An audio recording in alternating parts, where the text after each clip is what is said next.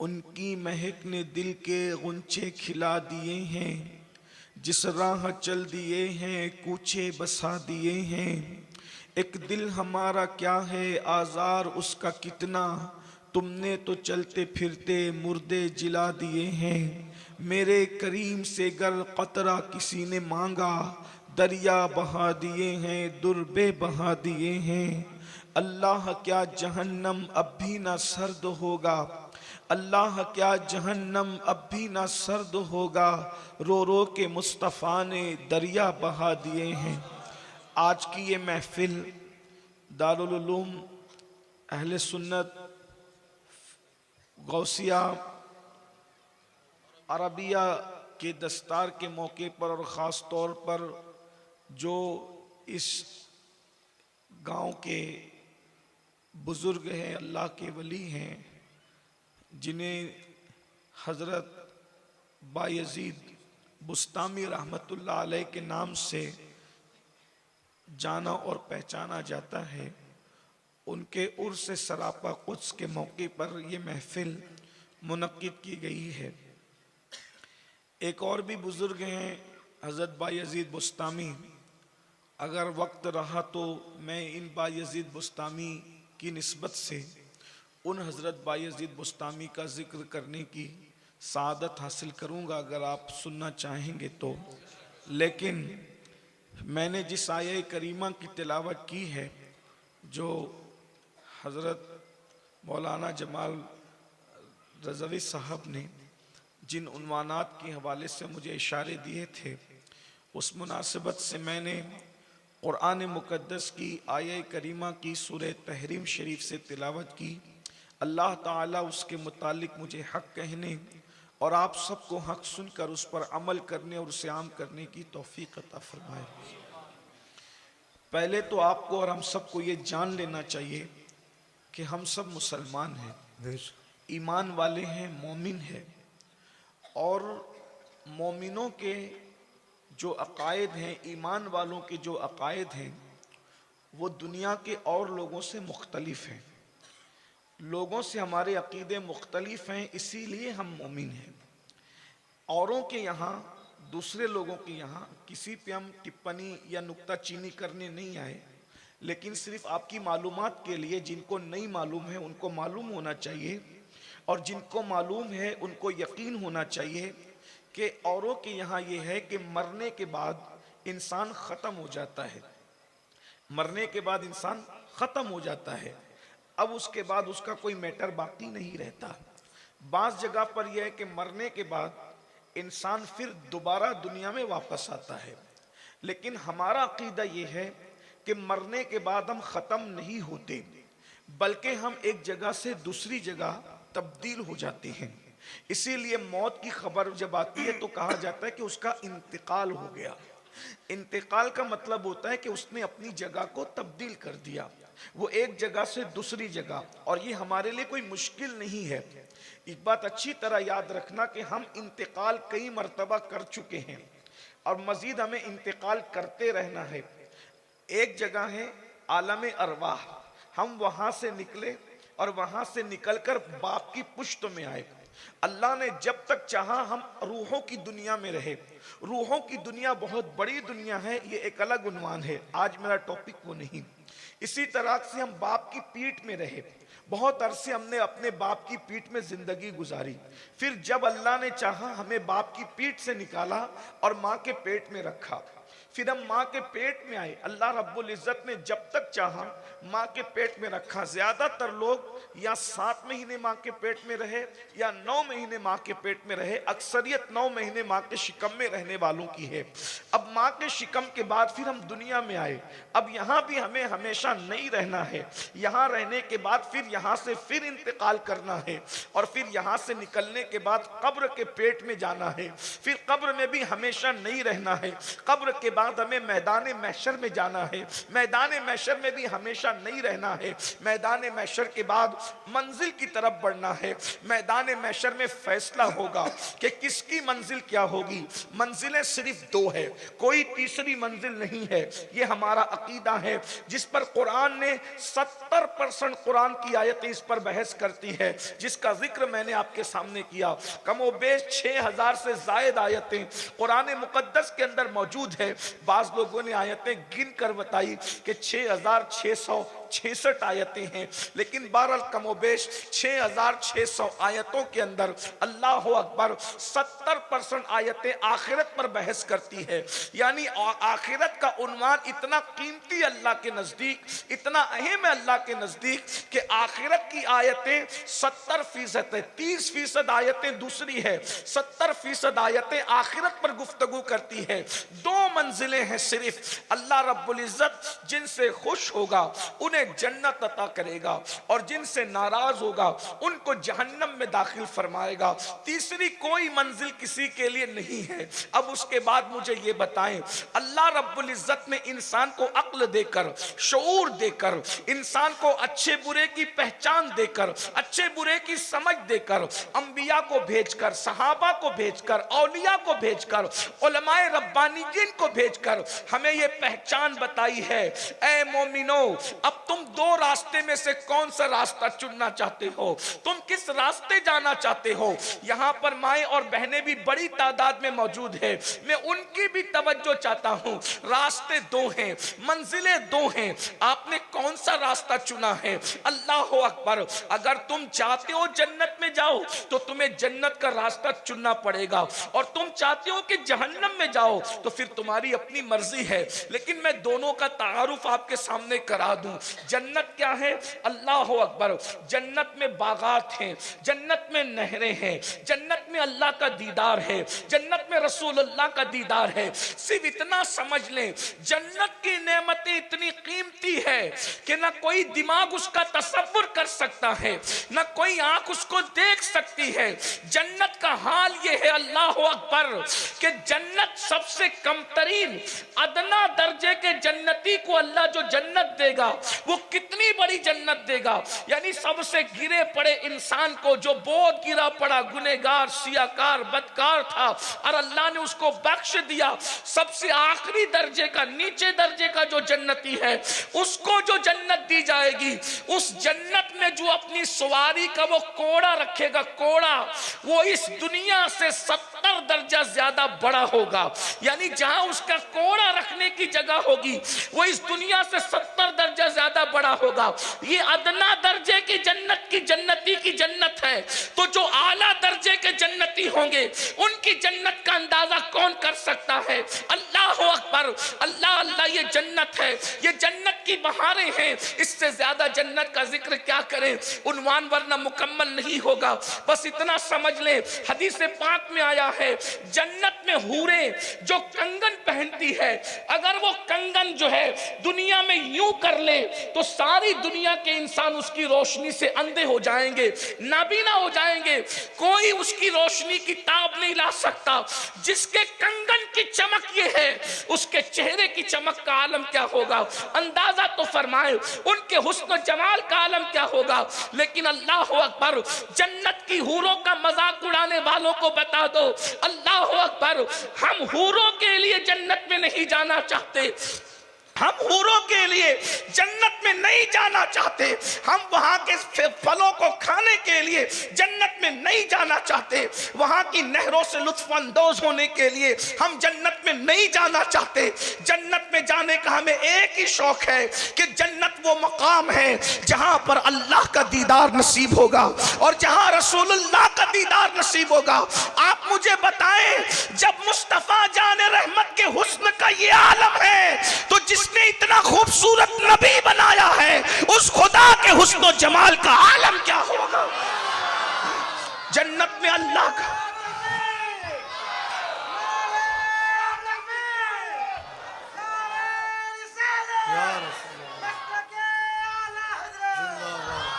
अरे खुदा के हुस्न जमाल का आलम क्या होगा? यहां खुदा के हुस्न जमाल की बात आई तो मुझे एक बात याद आई। है।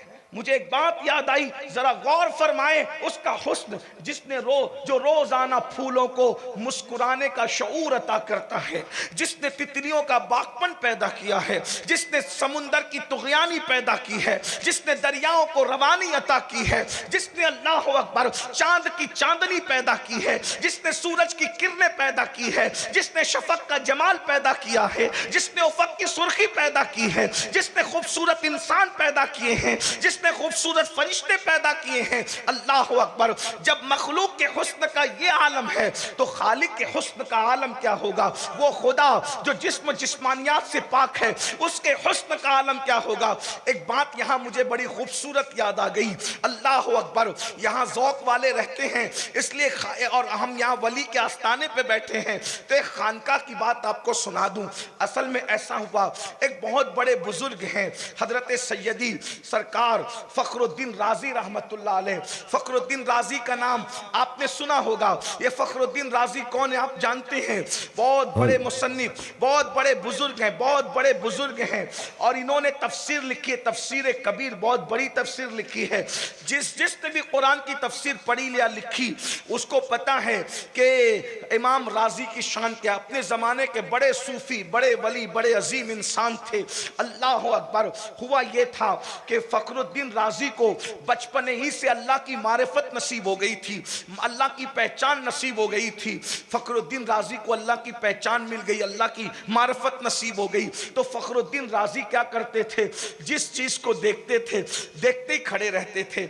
यहां पर अपने जवानों को बता दूं, आजकल जवानों की दिलचस्पी तसव्वुफ की तरफ बढ़ रही है। सही तौर पर आपकी रहनुमाई हुई तो आप विलायत की तरफ बढ़ सकते हैं, लेकिन याद रखना अल्लाह अकबर, यहां तो दुकानें जितनी खुली हुई है, दुकानों में जौ के यानी कि गेहूं के नाम पर लोग जौ फरोख्त करते हैं, और इसी तरीके से माज़अल्लाह दूध के नाम पर लोग चूने का पानी बेचते हैं। अल्लाह अकबर। अगर सही सूफी कोई आपको नसीब हो जाए, कोई सही अल्लाह वाला आपको नसीब हो जाए, तो बहुत जल्दी अल्लाह का कुर्ब मुयस्सर आता है। लेकिन यही तो बात है, अल्लाह वाले हैं जरूर लेकिन मुयस्सर नहीं है। अल्लाह अकबर। और जवानों को एक बात और कह दूं, अगर जमीन के ऊपर अल्लाह वाले ना मिले तो जो अल्लाह वाले जमीन के अंदर है उनकी सोहबत इख्तियार करो। आरिफ रूमी ने कहा था, यक साथ सोहबत बाओलिया बेहतर अज सद साला ताअत बेरिया।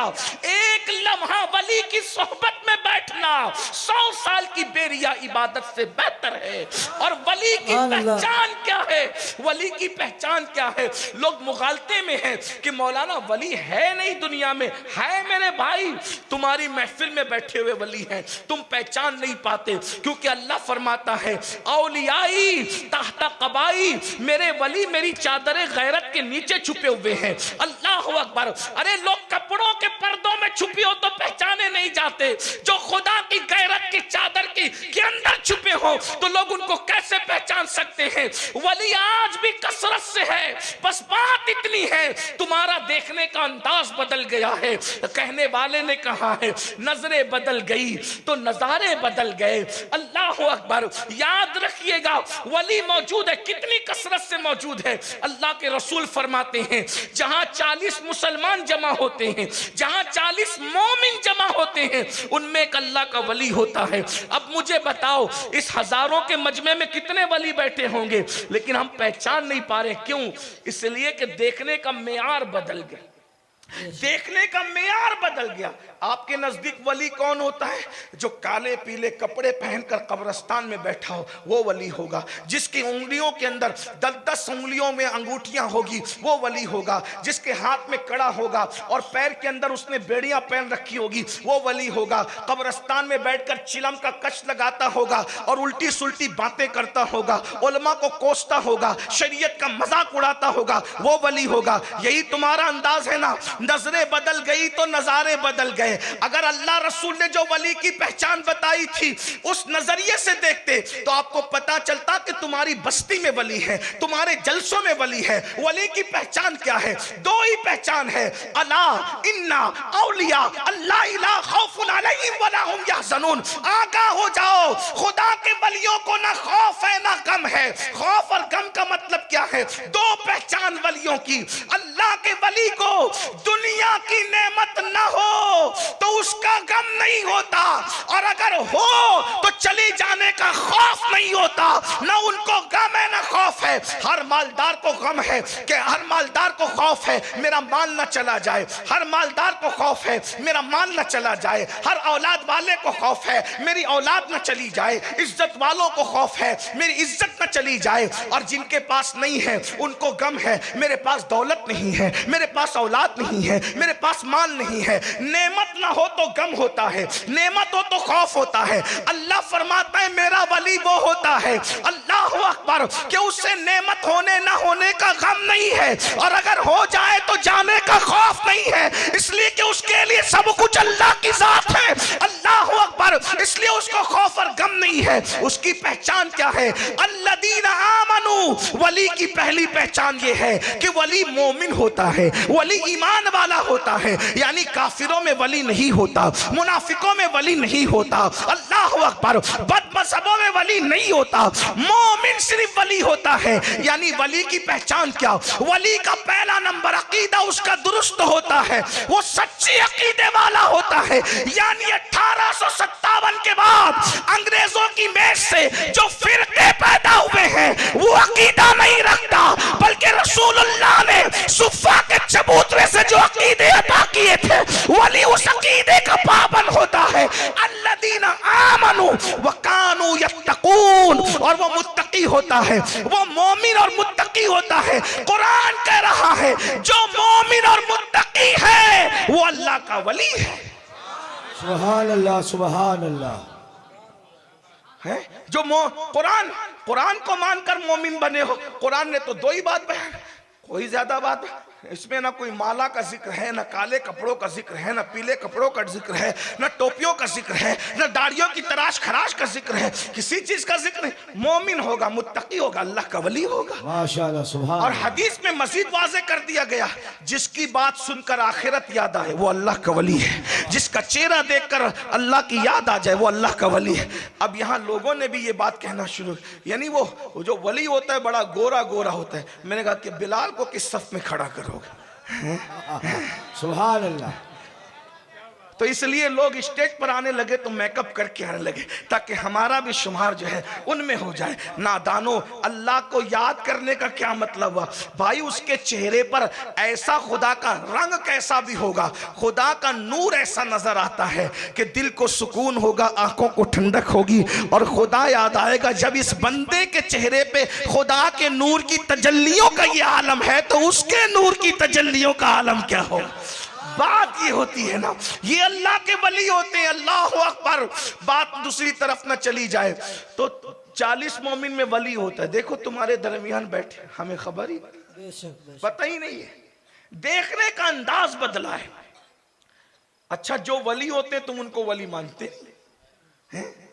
लोग कहते हैं अरे ये मौलवियों को क्या समझता है, ये तरीक़त थोड़ी जानते हैं। अल्लाह कह रहा मोमिन और मुत्तकी वली होता है। मेरे भाई, जो 5 वक्त ठंडी गर्मी सर्दी बरसात में फजर जिसकी तर्क नहीं होती, अगर वो वली नहीं होता तो फिर वली किस चीज का नाम है? लोग कहते हैं कि नहीं वली के लिए करामत चाहिए। मैंने कहा ये इस्लाम नहीं है, वली के लिए करामत नहीं चाहिए, वली के लिए इस्तिकामत चाहिए। बेशक बेशक। शरीयत पर जो अमल करे वली है।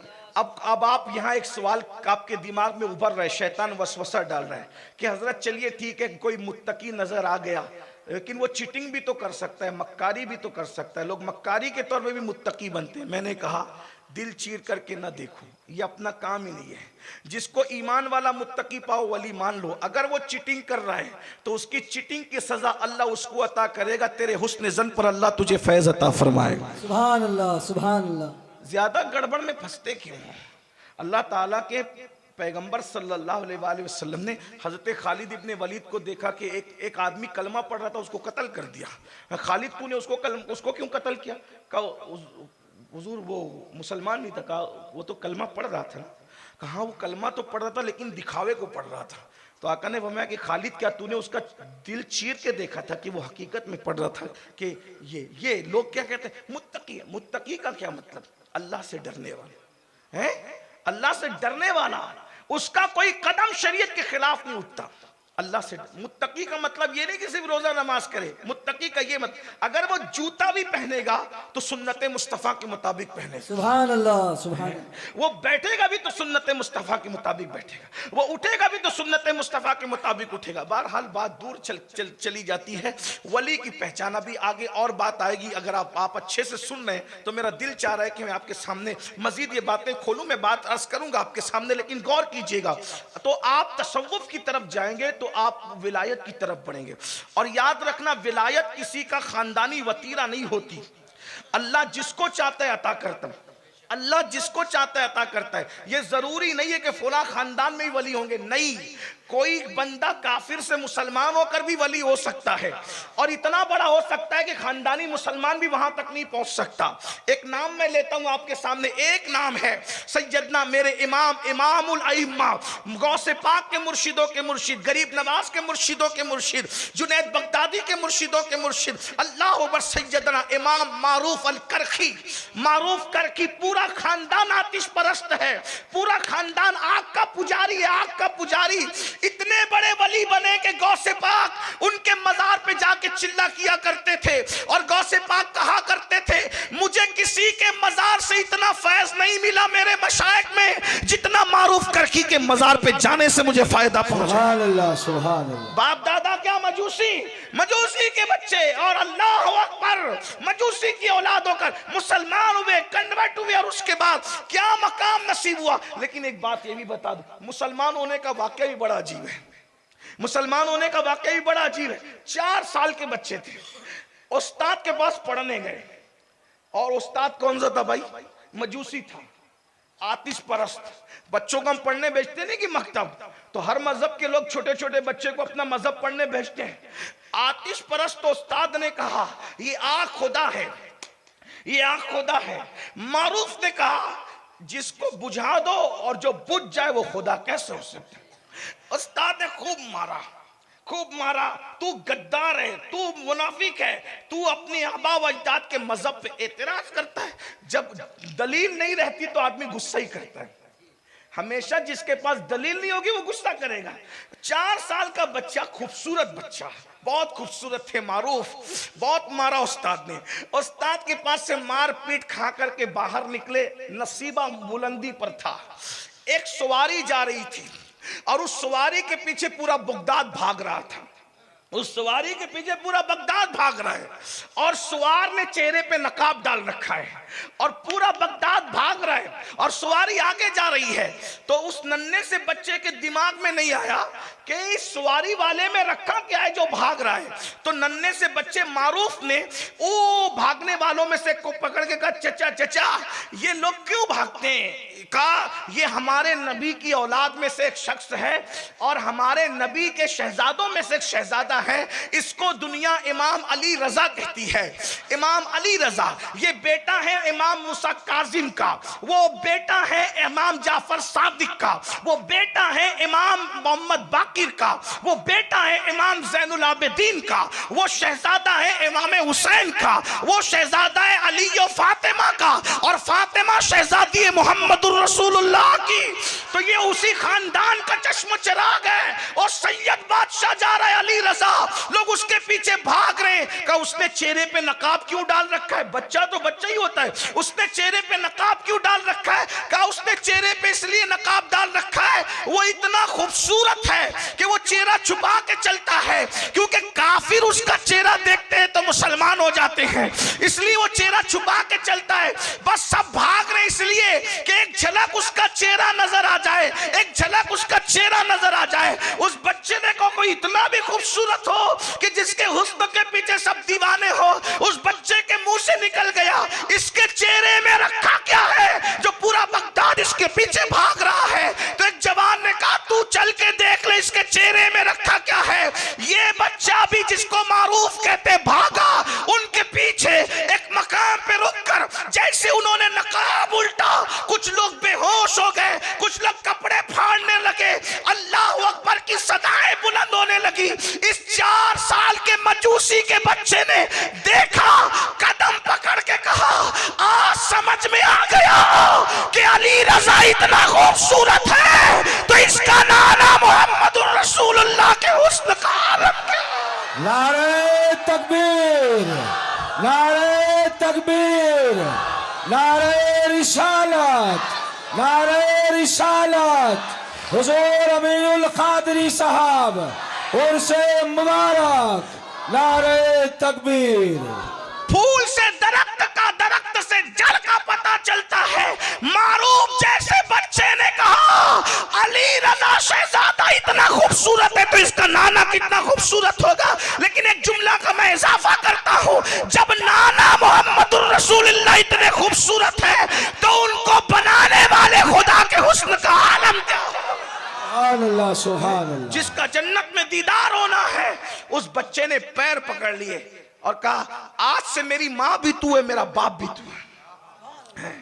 देख रहे ये हुस्न की बात, ये अल्लाह वालों की शान।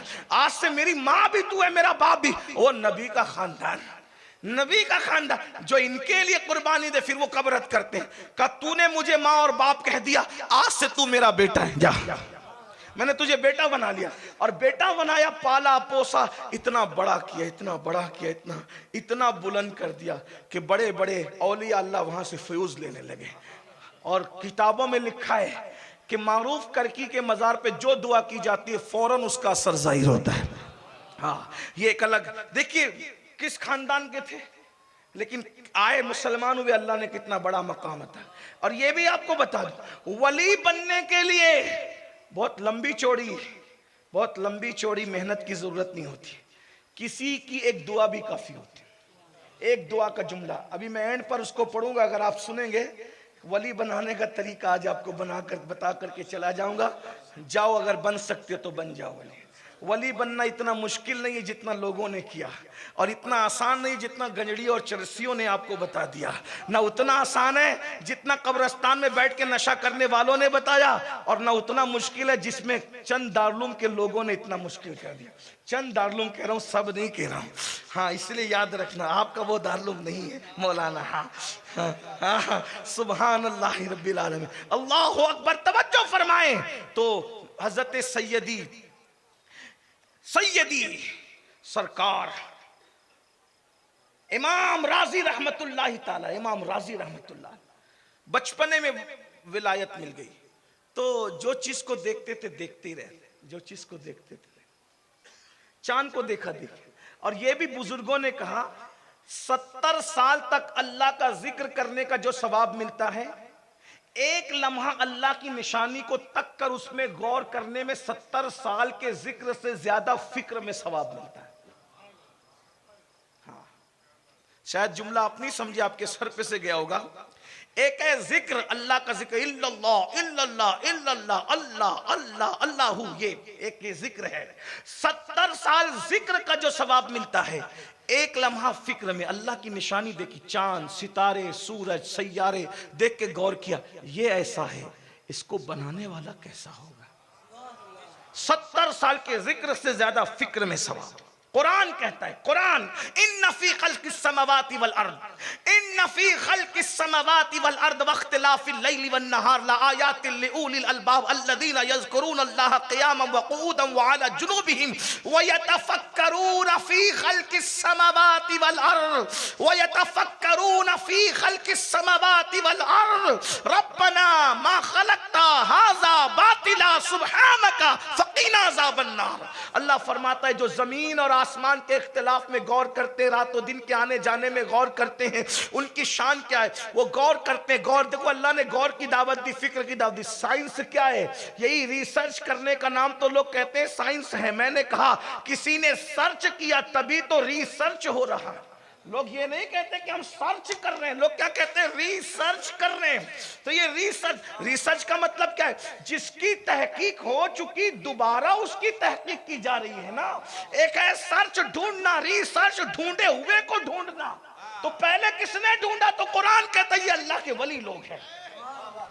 ये अल्लाह, और अल्लाह के वलियों की पहचान क्या है? अल्लज़ीना यज़कुरून अल्लाह क़ियामन व क़ुऊदन व अला जुनूबिहिम वो अल्लाह के वली खड़े होता है तो अल्लाह का जिक्र करता है, बैठता है तो अल्लाह का जिक्र करता है, करवटों पे लेटता है तो अल्लाह का जिक्र करता है। वो यतफक्करून, और वो सिर्फ जिक्र नहीं करता बल्कि वो फिक्र भी करता है। वो यतफक्करून फी खल्किस समावाति वल अर्द, जमीन और आसमान में वो फिक्र करता है, गौर करता है। फिर क्या कहता है? रब्बना मा खलक़्ता हाज़ा बातिला सुब्हानका फ़क़ीना अज़ाबन नार। ए हमारे अल्लाह, तूने किसी चीज को बेकार पैदा नहीं किया, हर चीज को तूने काम का पैदा किया। ये खलाएं, ये निजाम, ये आसमान, ये निजाम शमसी, ये चांद, ये सितारे, ये सूरज, ये सैयारे, सब अल्लाह ने काम के पैदा किए। कोई बेकार नहीं है, कोई बेकार, हत्ता के जानवर का गोबर भी बेकार पैदा नहीं किया गया।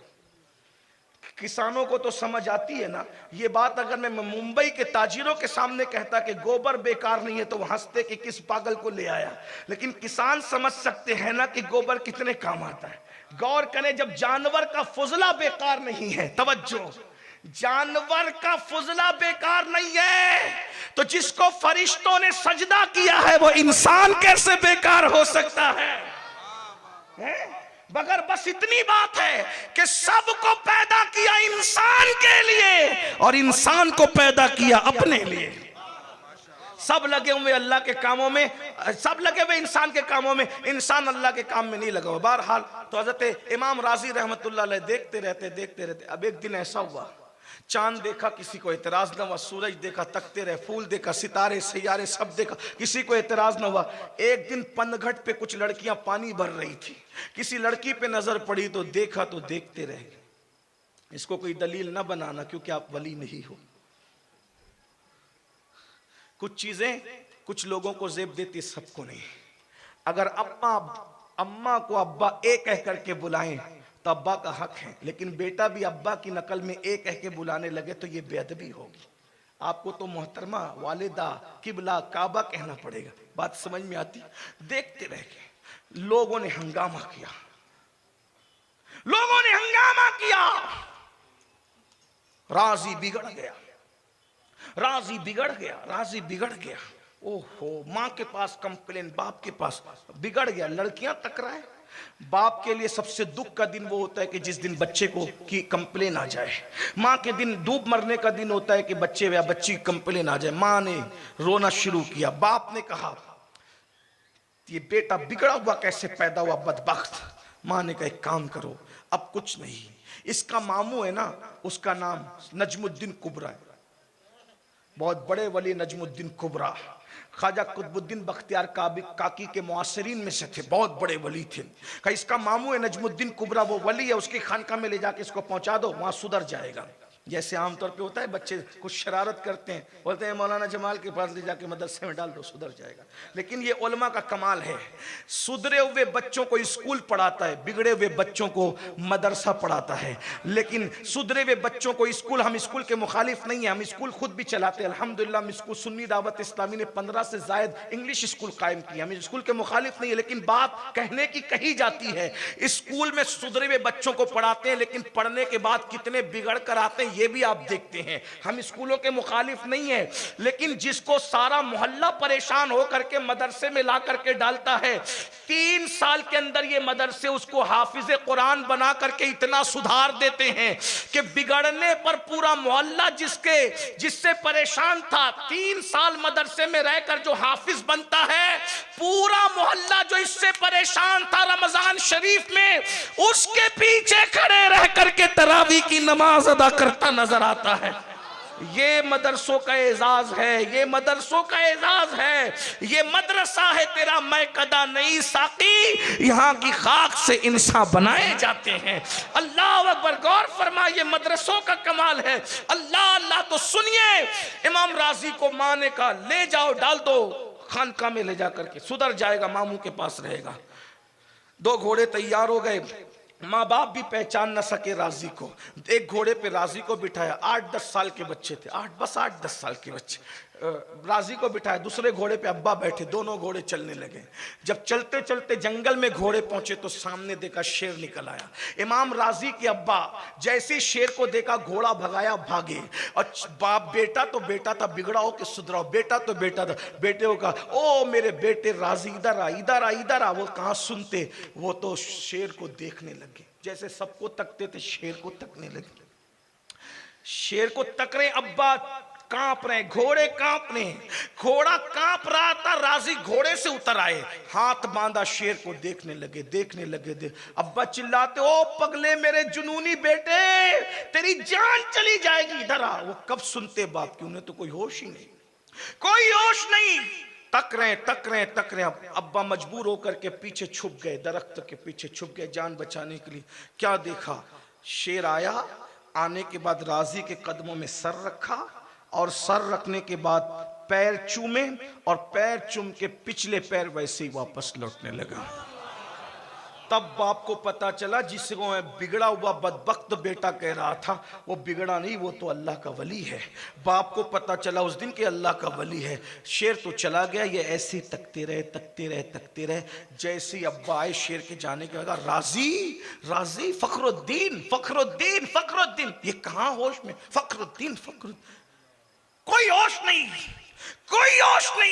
फिर बाजू पकड़ा ही, फखरुद्दीन, जी बाबा, जी बाबा, जी बोलिए बाबा, बोलिए क्या बात है।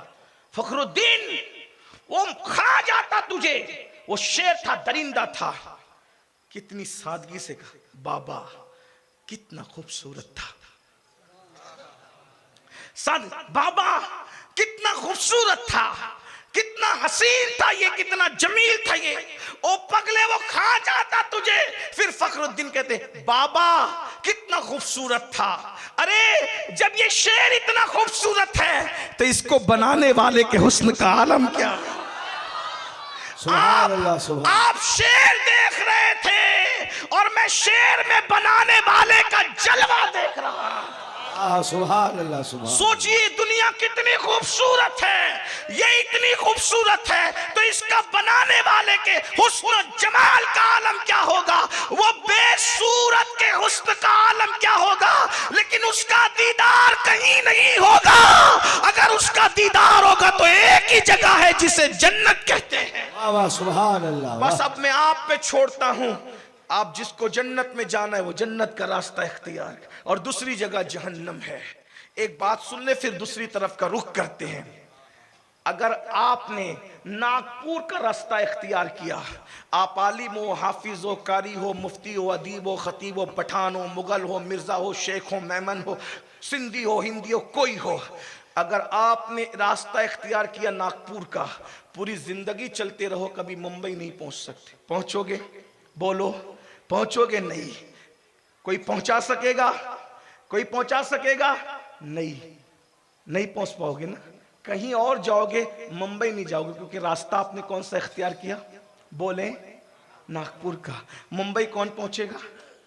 जिसने मुंबई का रास्ता इख्तियार किया। बिला तमसील, जन्नत में इतना हुस्न है, जमाल है, क्या क्या है बताऊं? अगर बता दूं जन्नत का हुस्न, तो लोग यूं ही थोड़ी जान लेकर के खड़े थे रसूलुल्लाह के नाम पर। जन्नत देखने वाले ने जन्नत बताई थी। लोग मरने के लिए तैयार हो गए, जान देने के लिए तैयार हो गए। जन्नत का हुस्न वो है। लेकिन दूसरा ठिकाना जहन्नम है, जहां अल्लाह का अजाब है। उसको सुन ले, अल्लाह का अजाब है, और ऐसा अजाब कि उस अजाब को न किसी ने आंख देखने की ताकत रखती, न कोई कान सुनने की ताकत। सिर्फ समझने समझाने के लिए कुछ बातें बता दी गई। जहन्नम इतनी गहरी है, इतनी गहरी कि अगर एक पत्थर आसमान से जमीन पे फेंका जाए, तो वो चंद घंटों के अंदर जमीन पे आ जाता है, आ सकता है। लेकिन जहन्नम के अंदर अगर उसके मुंह पर एक पत्थर फेंका जाए, तो अल्लाह अकबर, क़यामत तक उसकी तय में वो पत्थर नहीं पहुंच सकता। हजारों साल, इतनी गहरी है जहन्नम। और जहन्नम के अंदर आग किसने जलाई है? अल्लाह ने जलाई। कितने साल तक जलाई? 3000 साल तक अल्लाह ने जहन्नम के अंदर आग जलाई है, 3000 साल तक। तब कहीं जाकर के वो आज आग भड़क रही है। 1000 साल तक आग जली तो वो सुर्ख हो गई, दूसरे 1000 साल तक जली तो सफेद हो गई, तीसरे 1000 साल तक जब अल्लाह ने उसको जलाया तो वो काली और सियाह हो गई। अल्लाह अकबर। ये जो दुनिया की आग है, दुनिया की आग, जहन्नम की आग इससे 70 दर्जा ज्यादा हरारती और गहरी और तपिश वाली है। अल्लाह अकबर। ये दुनिया की आग जहन्नम की आग के सामने 70 दर्जा हल्की आग है। फिर भी अगर ये आग जला देती है तो इंसान मर जाता है, इसका चटका बर्दाश्त नहीं कर पाता। मेरे भाइयों, अब अपने नबी का फरमान सुनो, हदीस रसूल सुनो। अल्लाह अकबर। जहन्नम के अंदर एक वादी है। अब दिल के कानों से सुनो, जहन्नम का रास्ता इख्तियार किसने किया है? अब आप पर फैसला आप पर है। आज तो आप कोई तकरीर नहीं सुन रहे हैं, किसी अल्लाह के बंदे के, गुनहगार बंदे के दिल की फरियाद है, दिल की आवाज है। भाइयों से भी बहनों से भी तवज्जो चाहता हूं। असल उन्वान अब मैं शुरू कर रहा हूं, जरा गौर करना। मेरे और तुम्हारे सच्चे रसूल ने फरमाया जहन्नम के अंदर एक वादी है, उस वादी को वादी हबहब कहते हैं। और ये वादी हबहब वो है जिससे एक दिन में जहन्नम भी 36 मरतबा पनाह मांगता है। एक दिन में जहन्नम भी 36 मरतबा पनाह मांगता है। एक हदीस पढ़ूंगा, इससे ज्यादा नहीं पढ़ूंगा, उसी पर पूरी तकरीर इंशाअल्लाह हो जाएगी। लेकिन बहुत अच्छे से सुन रहे इंशाअल्लाह, मुझे आपका सुनना बहुत दिनों तक याद रहेगा। अल्लाह अकबर। अबा यजीद बुस्तामी सरकार के उर्स में आने वालों, काश हमारे दिलों के अंदर ये बात उतर जाए, किसी इंसान की बात उतर जाए, किसी फकीर की बात उतर जाए। बहनों की भी तवज्जो चाहता हूं। मेरे और तुम्हारे रसूल ने फरमाया जहन्नम में एक वादी है, उस वादी का नाम वादी हबहब है। एक दिन में 36 मरतबा जहन्नम उससे पनाह मांगता है। और जब जहन्नम की आग ठंडी होने लगती है, जब जहन्नम की आग ठंडी होने लगती है, तो जहन्नम की आग ठंडी होने पर अल्लाह पाक फरिश्तों को हुक्म देता है हबहब को थोड़ा सा खोल दो। हबहब को बैल के नाक के एक सुराख जितना खोला जाता है तो वापस से जहन्नम की आग भड़कने लगती है। जरा गौर करे, जिससे जहन्नम भी पनाह मांगे वो वादी हबहब। अल्लाह अकबर। उसमें मेरे आका फरमाते हैं बुख्ती ऊंट की तरह मोटे मोटे बिच्छू है। उसमें सांपों का आलम यह है, 70 साल के लंबे सांप है उसके अंदर। यानी एक घोड़ा अगर 70 साल तक किसी लंबाई में दौड़ाया जाए तो कितना फासला तय करेगा, उतने लंबे लंबे सांप हैं। और बिच्छू एक बार डंक मारे तो 70 साल तक के जहर घूमता रहेगा, और सांप डंक मारे तो 1000 साल तक के जहर जो है उसके जिस्म के अंदर घूमता रहेगा, उसकी हड्डी को तोड़ तोड़ देगा, हड्डी को जो है वो अल्लाह अकबर जर्रे जर्रों में तब्दील कर देगा। किसने कहा? ये किसी मौलवी का कौल नहीं, ये किसी मुफ्ती का कौल नहीं, ये किसी जलसे के नाजिम की गुफ्तगू नहीं। मेरे अजीज, मेरे भाई, ये तुम्हारे और मेरे नबी का फरमान है वादी हबहब के बारे में। जिसने अपनी मर्जी से कभी कोई बात नहीं की, जिसने अपनी नफसानी ख्वाहिश से कोई बात नहीं की, अल्लाह अकबर, हालांकि उनका नफ्स भी अल्लाह अकबर लोगों की रूह से ज्यादा पाकीज़ा था। अल्लाह अकबर। कुरान कहता है वमा यंतिकु अनिल हवा इन हुवा इल्ला वह्युन यूहा। मेरा हबीब अपनी मर्जी से कोई बात नहीं करता, बल्कि कलाम उनका नहीं होता, बल्कि जबान उनकी होती है। कलाम खुदावंद कुद्दूस का होता है। दिल के कानों से सुनो वादी हबहब की दास्तान जो तुम्हारे और मेरे नबी ने फरमाया। सहाबाए किराम ने पूछा हुजूर, जिसमें 70 साल के लंबे सांप हैं और जिसमें बुख्ती ऊंट की तरह मोटे मोटे बिच्छू हैं, या रसूल अल्लाह, जिससे जहन्नम भी एक दिन में 36 मरतबा पनाह मांगता है, उसमें अल्लाह किसको डालेगा? तो अल्लाह के रसूल अलैहि सलाम ने 5 लोगों का नाम लिया। इस वादी हबहब में 5 लोग डाले जाएंगे। अब जरा ध्यान से सुन लो। नंबर 1 मेरे आका फरमाते हैं बेनमाजी उसमें डाला जाएगा, बेनमाजी उसमें डाला जाएगा। जिससे जहन्नम भी पनाह मांगता है, बेनमाजी उसमें डाला जाएगा। मेरे भाइयों, ये तुम्हारे मेरे नबी का फरमान है। कोई और इसको सुन के मजाक तो उड़ा सकता है, लेकिन मुसलमान मजाक नहीं उड़ा सकता, क्योंकि वो जानता है मेरे रसूल इतने सच्चे रसूल थे जिनकी सच्चाई की गवाही उनके दुश्मनों ने भी दी है। वो सच्चा रसूल जिसके दुश्मन भी जिसको सादिकुल अमीन कहते थे, वो रसूल कह रहे हैं। जब नबी के बारे में तुम्हारा ये अकीदा है मुसलमानों कि तुम्हारे मुंह से जो निकली वो बात हो के रही, वो वही कहते हैं जो उन पे वही की जाती है। आका फरमाते हैं वादी हबहब में पहले नंबर पर बेनमाजी को डाला जाएगा। ऐ मेरे भाई बताओ, ऐ मेरे जवान बता, आज तुझे 3-3 घंटा फिल्में देखने के लिए तो मिल जाते हैं, फेसबुक पे बैठता है 4-4, 5-5 घंटे तुझे मिल जाते हैं, दोस्तों की महफिल के लिए घंटों मिल जाते हैं। मेरे भाई 10 मिनट का टाइम तुझे नमाज के लिए क्यों नहीं मिलता? तू कितनी सादगी से कह देता है मौलाना मेरे पास टाइम नहीं है। आपको मैं बताऊं बताऊं, याद रखना, कोई तुम्हें धोखा देने वाला तुम्हें बेनमाजी होकर जन्नत की सनत तो दे सकता है, लेकिन नबी ने क्या फरमाया वो सुन ले। हो सकता है शायद अश्ती वाले मुझसे ताल्लुक रखें ना रखें, मुझे इसकी कोई परवाह नहीं, लेकिन सच्ची बात कह जाऊं, अगर कोई आपको कहता है नमाज छोड़कर भी तुझे जन्नत मिलेगी, तो मैं कहूंगा कि वो तुम्हारे साथ धोखा कर रहा है, धोखा, झूठ बोल रहा है। बहुत माजरत के साथ आज कुछ हमारी बस्तियों में ऐसे लोग आते हैं आपको मक्खन लगाने के लिए, इनका चेहरा देखो और जन्नत में चले जाओ, उनका चेहरा देखो और जन्नत में चले जाओ, एक बार सुभान अल्लाह कह दो और जन्नत में चले जाओ। मेरे भाई ये तुम्हारे साथ धोखा हो रहा है, धोखा, हंसने की बात नहीं, धोखा हो रहा है। जब अल्लाह के रसूल ने कह दिया कि जो एक वक्त की नमाज, ये रसूलुल्लाह का, ये अमीनुल कादरी की बात नहीं, अमीनुल कादरी की औकात क्या है कि वो अपनी बात करे, उसको हक क्या है कि वो अपनी बात करे। अल्लाह अकबर, जब मुल्क में कानून के खिलाफ कोई बात नहीं कर सकता तो दीन में कोई रसूलुल्लाह के खिलाफ बात कैसे कर सकता है। अल्लाह के रसूल अलैहिस्सलातु व तस्लीम का फरमान सुनो, तुम्हारे मेरे नबी का फरमान, शिया सुन्नी सब इस पर मुत्तफिक है, वहाबी सब इस पर मुत्तफिक, कोई मसलक का आदमी इसका इनकार नहीं करता। मेरे आका फरमाते हैं जिसने एक वक्त की नमाज जानबूझकर छोड़ दी, उसका नाम जहन्नम के दरवाजे पे लिख दिया जाता है। कोई आलिम ने आज तक इसका इनकार नहीं किया, मुझे कोई इसका इनकार नहीं, हर मसलक का आदमी इसको मानता है, हर कलमा पढ़ने वाला इसको मानता है, अगरचे हमारा ताल्लुक अहले सुन्नत से है और अल्हम्दुलिल्लाह हम अहले सुन्नत ही हैं, अल्लाह का शुक्र है। लेकिन सुनो, नबी ये पाक ने फरमाया, जरा गौर करें, अल्लाह अकबर, मेरी बात पे गौर करें, क्या तुम नबी को मानते हो, नबी की बात मानते हो? अगर सच्चे दिल से नबी की बात मानते हो तो तुम्हें रात भर सुकून की नींद कैसे आती है नमाज छोड़कर?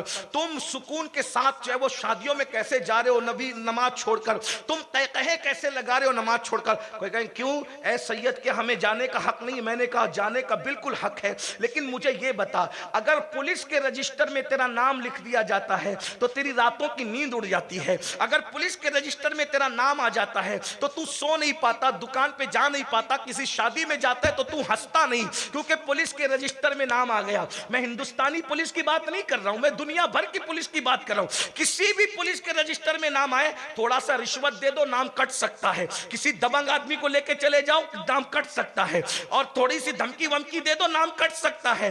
अल्लाह अकबर। लेकिन बताओ, जिन पुलिस वालों के रजिस्टर से रिश्वत नाम काट सकती है और अलग अलग अंदाज के सोर्सेस नाम कटवा सकते हैं, अल्लाह अल्लाह, उनके रजिस्टर में नाम आने से तुम्हारी रातों की नींद उड़ जाती है, लेकिन जहन्नम के दरवाजे पर एक दिन में 5 मर्तबा मेरे भाई तेरा भी नाम, तेरी बीवी का भी नाम, तेरे बच्चों का भी नाम, तेरी बहुओं का भी नाम, तेरी बेटियों का भी नाम, सबका नाम एक दिन में 5 बार लिखा जा रहा है जहन्नम के दरवाजे पर। तुम्हें सुकून की नींद कैसे आती है? तुम्हें चैन की नींद? 2 बातें हैं, या तो तुम नबी की बात को नहीं मानते, या तो तुम नबी की बात को नहीं मानते, और अगर मान रहे हो तो फिर क्या ये समझते हो कि वो सच नहीं है? अस्तगफिरुल्लाह। कैसे मुसलमान हो? रसूलुल्लाह ने फरमाया, बेनमाजी, रोजाना तेरा नाम जहन्नम के दरवाजे पे लिखा जा रहा है, एक दिन में 5 मर्तबा। 10 मिनट का टाइम लगता है, सिर्फ 10 मिनट का। जिस आला हजरत के मसलक का नारा लगाते हो, वो आला हजरत फतावा रज़विया शरीफ में हदीस लिखते हैं, फरमाते एक वक्त की नमाज छोड़ोगे तो हजारों साल जहन्नम की आग में जलोगे, हजारों साल, हजारों साल। अरे जिस जहन्नम के अंदर पहाड़ भी पिघल जाए, पहाड़ पिघल जाए, पहाड़ जिस जहन्नम के अंदर पिघल जाए, मेरी आपकी हड्डी पिछलियों का क्या होगा?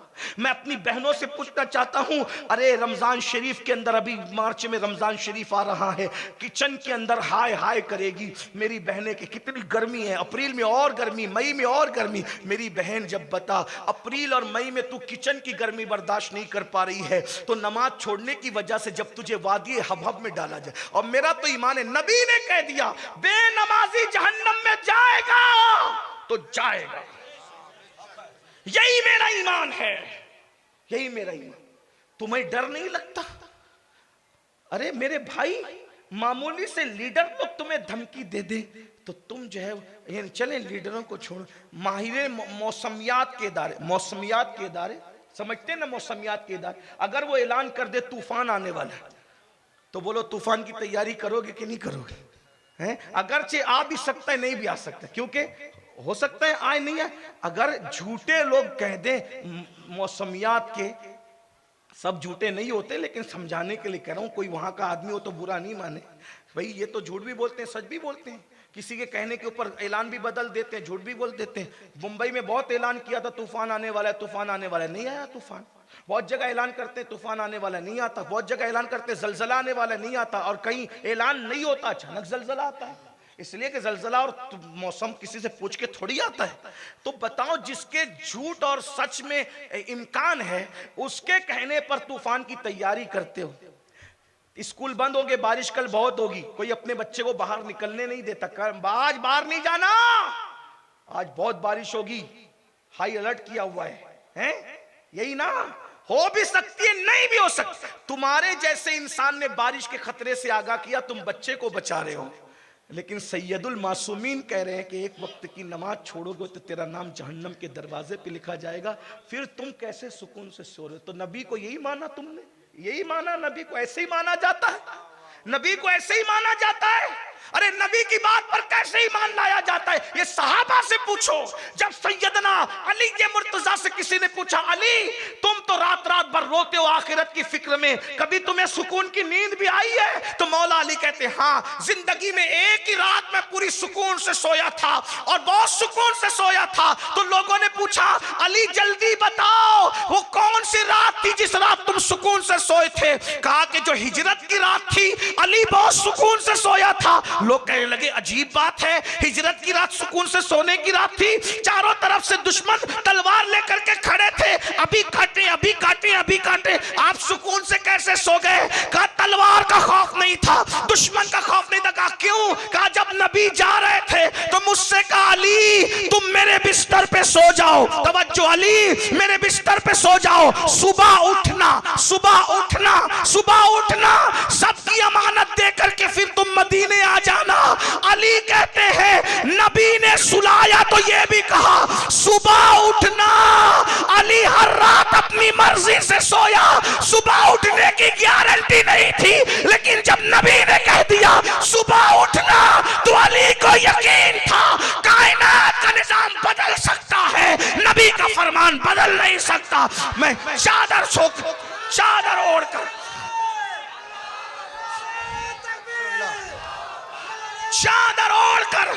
चादर ओढ़कर मैं सुकून से सो गया। किसी की माँ ने दूध नहीं पिलाया है, जिसको नबी सुबह की गारंटी दे दे वो सुबह से पहले अली को मार डाले, क्योंकि नबी ने जिंदगी की जमान, ये ईमान होता है, ईमान इसे कहते हैं, ईमान इसे कहते हैं। अब बताओ, रसूलुल्लाह फरमा रहे हैं, क्या फरमा रहे हैं रसूल? जहन्नम के दरवाजे पे तेरा नाम लिख दिया गया, फिर भी तुम्हारे कानों पे जूं नहीं रहती, सिर्फ 10 मिनट का टाइम लगता है। इस उन्वान पर एक आखिरी बात कहूं आपसे। आप कहते हैं मौलाना इतना न डराओ, सैयद इतना न डरा, अल्लाह करीम नहीं, अल्लाह रहीम नहीं। अल्लाह सत्तार में का, अल्लाह सत्तार करीम रहीम सब है, लेकिन वो कहार भी है, वो कहार भी है। अल्लाह ने पूरे कुरान में 700 मरतबा नमाज का हुक्म दिया, किसी इबादत का हुक्म इतनी मर्तबा नहीं आया जितनी मर्तबा नमाज का हुक्म। 700 बार अल्लाह ने नमाज का हुक्म दिया, 700 बार। सहाबा कहते थे रसूलुल्लाह के दौर में जो नमाज पढ़ता था हम उसको मुसलमान समझते थे, और जो नमाज नहीं पढ़ता था हम उसको मुसलमान नहीं समझते, बल्कि आका अलैहिस्सलाम बेनमाजियों से इतनी नफरत करते थे, कितनी नफरत रहमतुल लिल आलमीन की नफरत बता रहा हूं। शायद आप तस्वीर का एक रुख देखते हैं, दूसरा रुख नहीं देखते। हदीस पढ़ रहा हूँ मैं अपनी तरफ से नहीं, फ़क़ी अबुल्लाह समरकंदी अपनी किताब कुर्रतुल उयून में लिखते हैं, जाकर के चेक कर लेना। नेट बहुत करते हो, नेट पे ये भी चेक करो जाकर। फ़क़ी अबुल्लाह समरकंदी लिखते हैं, अल्लाह के रसूल सहाबा से कहते थे बेनमाजी की सोहबत में मत बैठा करो। आका अलैहिस्सलाम हजरत अबू हुरैरा से कहते थे, अबू हुरैरा बेनमाजी की सोहबत में मत बैठना, बेनमाजी जहां बैठता है उस पर अल्लाह की लानत बरसती है, अल्लाह की लानत बरसती है। जो अल्लाह की लानत के साए में जिंदगी गुजार रहे हो, क्या वो लोग इज्जत के साथ जी सकते हैं? वो लोग सुकून के साथ जी सकते हैं? आप कहते फलां लीडर आया तो हमारे बुरे दिन आ गए। मैंने कहा लीडरों से अपने अच्छे बुरे दिन का ताल्लुक ही कुछ नहीं है। अमाल अच्छे होते हैं तो अच्छे दिन आते हैं, अमाल बुरे होते हैं तो बुरे दिन आते हैं। अगर कोई लीडर हमें सताए नहीं, कोई लीडर हमें मारे नहीं, कोई लीडर हमारे खिलाफ तकरीर न करे, तो अपने अमाल ही हमें बर्बाद करने के लिए काफी है। जब अल्लाह के रसूल रसूल इतनी नाराजगी का इजहार फरमा रहे हो, क्या फरमा रहे हो मेरे आका, या अल्लाह। अबू हुरैरा बेनमाजी के साथ ना बैठा कर, उस पे लानत बरस। यहां तक फरमाया अपनी ज़कात और अपना सदका बेनमाजियों को मत दिया करो। अल्लाह के रसूल ने फरमाया, आकाए करीम अलैहिस्सलाम ने फरमाया, एक बात सुन ले, कयामत डिपेंड करती है हुजूर पर, कयामत डिपेंड करती है हुजूर। कहीं भी कोई नेक हो, बद हो, अच्छा हो, बुरा हो, कयामत के दिन सबको हुजूर के पास जाना पड़ेगा। हुजूर ही जन्नत बांटेंगे, हुजूर ही जहन्नम बांटेंगे, और ये मनसब हुजूर अलैहिस्सलाम मौलाए कायनात को अता करेगा। अंता कसीमुल जन्नत वन नार, मतलउल कमरैन में इमाम अहले सुन्नत ने कंजुल उम्माल के हवाले से इस हदीस को लिखा, या अली अंता कसीमुल जन्नत वन नार, ए अली तू जन्नत और जहन्नम का बांटने वाला है। हुजूर अलैहिस्सलातु व तस्लीम ने ये मनसब उनको अता किया, लेकिन सबको जाना कहाँ पड़ेगा? तवज्जो है आपकी, आप थक गए तो मुझे कोई हजरत मैंने हजरत को आपके हवाले कर दिया है। आपको जितनी देर बुलवाना है वो आपके ऊपर में है, आप जिंदा दिली का सबूत दीजिए। नहीं कोई बात नहीं, मुझे कोई प्रॉब्लम नहीं, आप अच्छे से सुन रहे हैं, मैं सुना रहा हूँ। जिस वक्त थक जाना उस वक्त आप चुप हो जाना, मैं समझ जाऊंगा कि आपको सुनना नहीं है। और एक बात मैं बता दूं कि मैं कोई मौलाना से ये तय करके नहीं आया कि तुम इतना दोगे तो मैं इतना बोलूँगा। हम कभी जो है वो ये कहकर नहीं, हम ताजीर लोग नहीं हैं, हम खादिम लोग हैं, और खादिमों के आने का वक्त होता है, जाने का कोई वक्त नहीं होता। आप जितनी देर बैठेंगे हम बोलते रहेंगे, लेकिन आपकी बात है, लेकिन सुन ले, मैं बहुत लंबी भी नहीं करूँगा, मैं बात समेट ही रहा हूँ, लेकिन तवज्जो करें। अब आप बीच में कोई कुछ नहीं बोलेगा, लेकिन बहुत अच्छे से सुन रहे हो, सुनो। क़यामत के दिन हुजूर के पास सबको जाना है। अल्लाह के रसूल ने यहाँ तक फरमाया कि हज़रत इब्राहीम को भी हुजूर के पास आना है। मेरे इमाम कहते हैं वो जहन्नम में गया जो उनसे मुस्तगनी हुआ है, खलीलुल्लाह को हाजत रसूलुल्लाह की, यानी खलीलुल्लाह को भी हमारे हुजूर की हाजत होगी। अब सब जाएंगे कहाँ? हुजूर के पास। हुजूर के पास जाएंगे, या रसूलल्लाह, हदीस है, जो लोग सह सित्ता कहते हैं, मैं उनको हवाला दे रहा हूँ मुस्लिम शरीफ का। मुस्लिम शरीफ की हदीस है, सब लोग हुजूर के पास जाएंगे, सब हुजूर के पास। आदम अलैहिस्सलाम के पास जा चुके रहेंगे, आदम अलैहिस्सलाम कोई मदद नहीं करेंगे। नूह अलैहिस्सलाम के पास जा चुके रहेंगे, नूह अलैहिस्सलाम कोई मदद नहीं करेंगे। ये मैं खुलासा पेश कर रहा हूँ, पूरी तफसील बहुत लंबी हदीस है, मुस्लिम शरीफ के अंदर मौजूद है। हर नबी के पास जाएंगे, सब नबी कहेंगे इज़हबू इला गैरी, जाओ किसी और के पास जाओ, नफसी नफसी, मुझे आज अपनी पड़ी है, मुझे आज अपनी पड़ी, ये कहेंगे। अल्लाह अकबर। बल्कि एक हदीस पाक काबे अहबार ने यहाँ तक बयान किया है कि क़यामत के दिन हजरत ईसा कहेंगे, ए अल्लाह आज मैं मेरी माँ के लिए भी कुछ नहीं मांगता, मैं मरियम मेरी माँ के लिए भी कुछ नहीं मांगता, मुझे सिर्फ अपने लिए चाहिए, मुझे अमान दे दे, बस मुझे अमान दे दे, मैं किसी के लिए कुछ नहीं मांगता। इब्राहिम खलीलुल्लाह कहेंगे मैं किसी के लिए कुछ नहीं मांगता, मुझे अमान दे दे। मूसा कलीमुल्लाह कहेंगे मैं किसी के लिए कुछ नहीं मांगता, मुझे अमान दे दे।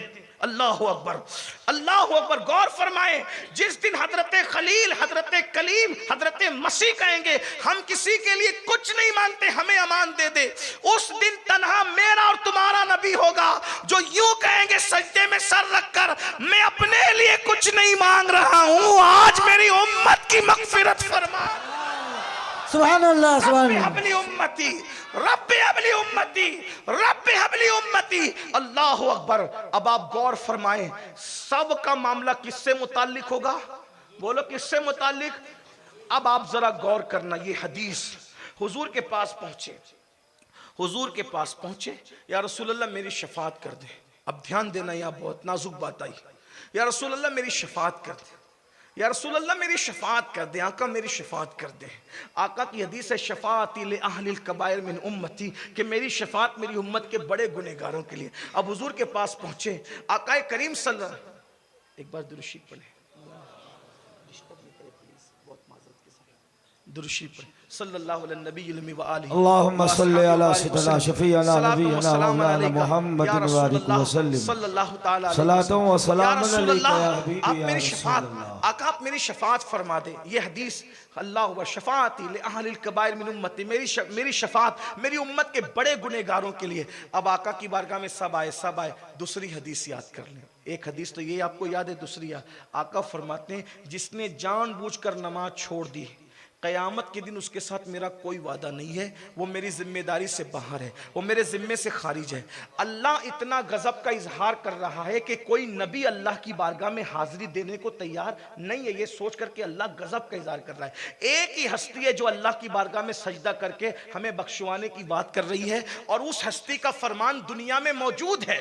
आका फरमाते हैं जिसने जानबूझकर नमाज छोड़ दी, क़यामत के दिन उसके साथ मेरा कोई वादा नहीं है, वो मेरे जिम्मे से खारिज है, वो मेरे जिम्मे से बाहर है। जरा सोचो, माँ काम नहीं आ रही है, बाप काम नहीं आ रहा है, भाई काम नहीं आ रहा है, कोई किसी के काम नहीं आ रहा है। हत्ता के अंबिया कह रहे हैं नफ्सी नफ्सी इज़हबू इला गैरी, नफ्सी नफ्सी इज़हबू इला गैरी। उस वक्त एक ही सहारा है, सिर्फ एक सहारा, सिर्फ एक सहारा। आमिना का लाल, अब्दुल्लाह का लगते जिगर, हमारा आका अल्लाह का महबूब, उनके पास गए। और अल्लाह न करे, अल्लाह न करे, अल्लाह न करे, उनकी रहमत से ऐसा तो नहीं लगता, लेकिन उनकी गैरत से डर लगता है। अल्लाह किसी दुश्मन को भी, मेरे जान के दुश्मन को भी अल्लाह वो दिन न दिखाए कि जब तुम रसूलुल्लाह के पास जाओ, हुजूर सबकी शफात कर रहे हो, मेरी भी कर दो, तो हुजूर मुंह फेर करके कहें जालिम, मुनाफिक, तू मेरे उम्मती होने का दावा करता था, क्या तुझ तक ये हदीस नहीं पहुंची थी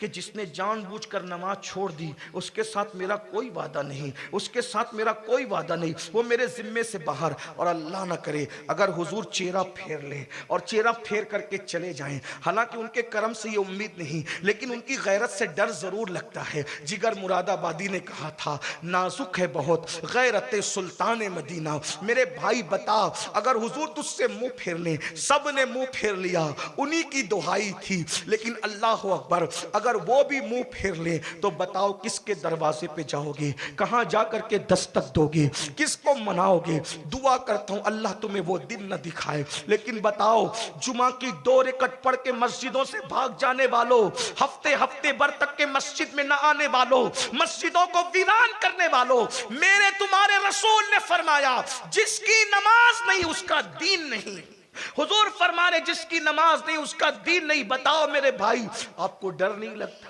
आपकी बात है, जो रास्ता इख्तियार करो वहां पर। फिर मेरे आका फरमाते हैं वादिये हब में दूसरा इंसान जो डाला जाएगा। बस इसके बाद एक और सुन ले, बात खत्म। दूसरा इंसान, आका फरमाते हैं जो सूद खाता होगा, हराम खाता होगा, वादिये हब उसका ठिकाना। आज मुसलमानों में सूद बहुत आम हो रहा है। महाराष्ट्र में बचत गट के नाम से तो औरतें भी मुब्तला हो गई, और ये जो बचत गट की लानत है, इसमें सिर्फ औरतों को बिठाया जाता है, बस औरतों, मर्दों को एंट्री नहीं है उसमें। मैं कहता हूं मुसलमानों, तुम्हारी गैरत कहां मर गई? जब हम पीर के सामने औरत को अकेले नहीं बिठा सकते, इमाम के सामने औरत को अकेले नहीं बिठा सकते, अपने सगे भाई के सामने अपनी बीवी को नहीं बिठा सकते, आका फरमाते हैं देवर से भी पर्दा फर्ज है। जो मजहब देवर के साथ भावच को अकेले बैठने की इजाजत नहीं देता, उस मजहब के मानने वाले 10,000, 20,000, 1 लाख रुपए के कर्जे के लिए अपनी बीवियों को काफिरों के सामने बिठा रहे हो। तुम्हारी गैरत कहां मरी मुसलमानों? जरा गौर तो करो। अरे खुद कमाओ, तरक्की करो, वो नौबत ना आए कि तो। और मैं बता दूं आपको, ये जितनी भी स्कीमें पूरे हिंदुस्तान में सूद के नाम पे और कर्जे के नाम पे चल रही है, इसके पीछे साजिश है कि तुम्हारी बीवियों को सूद के नाम पे घर से निकाले और फिर जिना के अड्डों तक पहुंचाए। आप समझते क्या हो? बल्कि मेरे तुम्हारे रसूल ने तो यहां तक फरमाया, हदीस सुनो, अल्लामा इब्नुल जौजी ने इस हदीस को नकल किया है। आका अलैहिस्सलाम से पूछा गया, या रसूल अल्लाह, क्या कोई औरत किसी मर्द के साथ अकेली रह सकती है? आका फरमाते नहीं रह सकती। तो आका फरमाते अगर औरत भी नेक हो और मर्द भी नेक हो तो भी नेक लोग भी अकेले रह सकते हैं। आका ने जवाब देकर क़यामत तक दरवाजा बंद कर दिया। आका फरमाते हैं क्या नेक लोगों की तुम बात कर रहे हो? अगर मरियम जैसी नेक औरत हो और यहया जैसा नेक मर्द हो और कुरान सीखने सिखाने के लिए अकेले चाहे, तो मैं उनको भी अकेले बैठने की इजाजत नहीं दे सकता। जिस मजहब में मरियम और यहया अलैहिस्सलाम को अकेले बैठने की इजाजत नहीं दी जा रही है, उस मजहब के मानने वाले मुसलमान होकर तुम अपनी औरतों को, बेटियों को, बहुओं को बचत गट वालों के सामने बेपर्दा बिठाते हो। शर्म कहां गई? अल्लाह के रसूल ने फरमाया, जब मैं शबे मेराज गया, मेरे जुमलों को बुरा मत मानना, मैं गुस्से में नहीं कह रहा हूं, नश्तर जो लगाता है वो दुश्मन नहीं होता।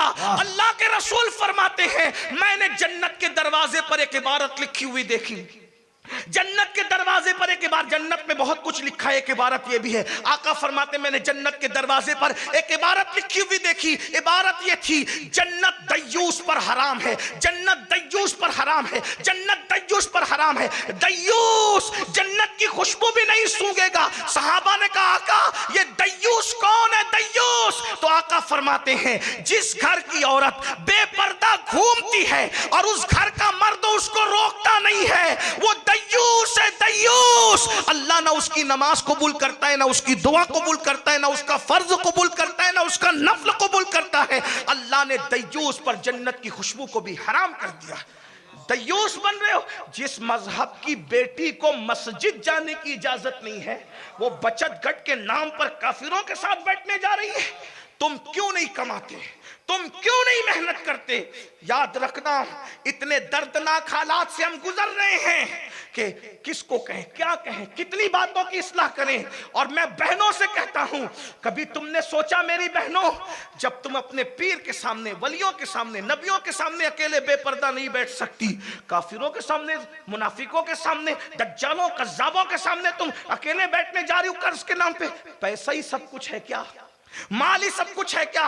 और सुनो, सूद के बारे में अल्लाह के रसूल ने फरमाया, सूद के बारे में आका अलैहिस्सलात व तस्लीम फरमाते हैं, जिसने सूद का एक लुकमा खाया, सिर्फ एक लुकमा, उसने अपनी मां के साथ 36 मरतबा जिना किया।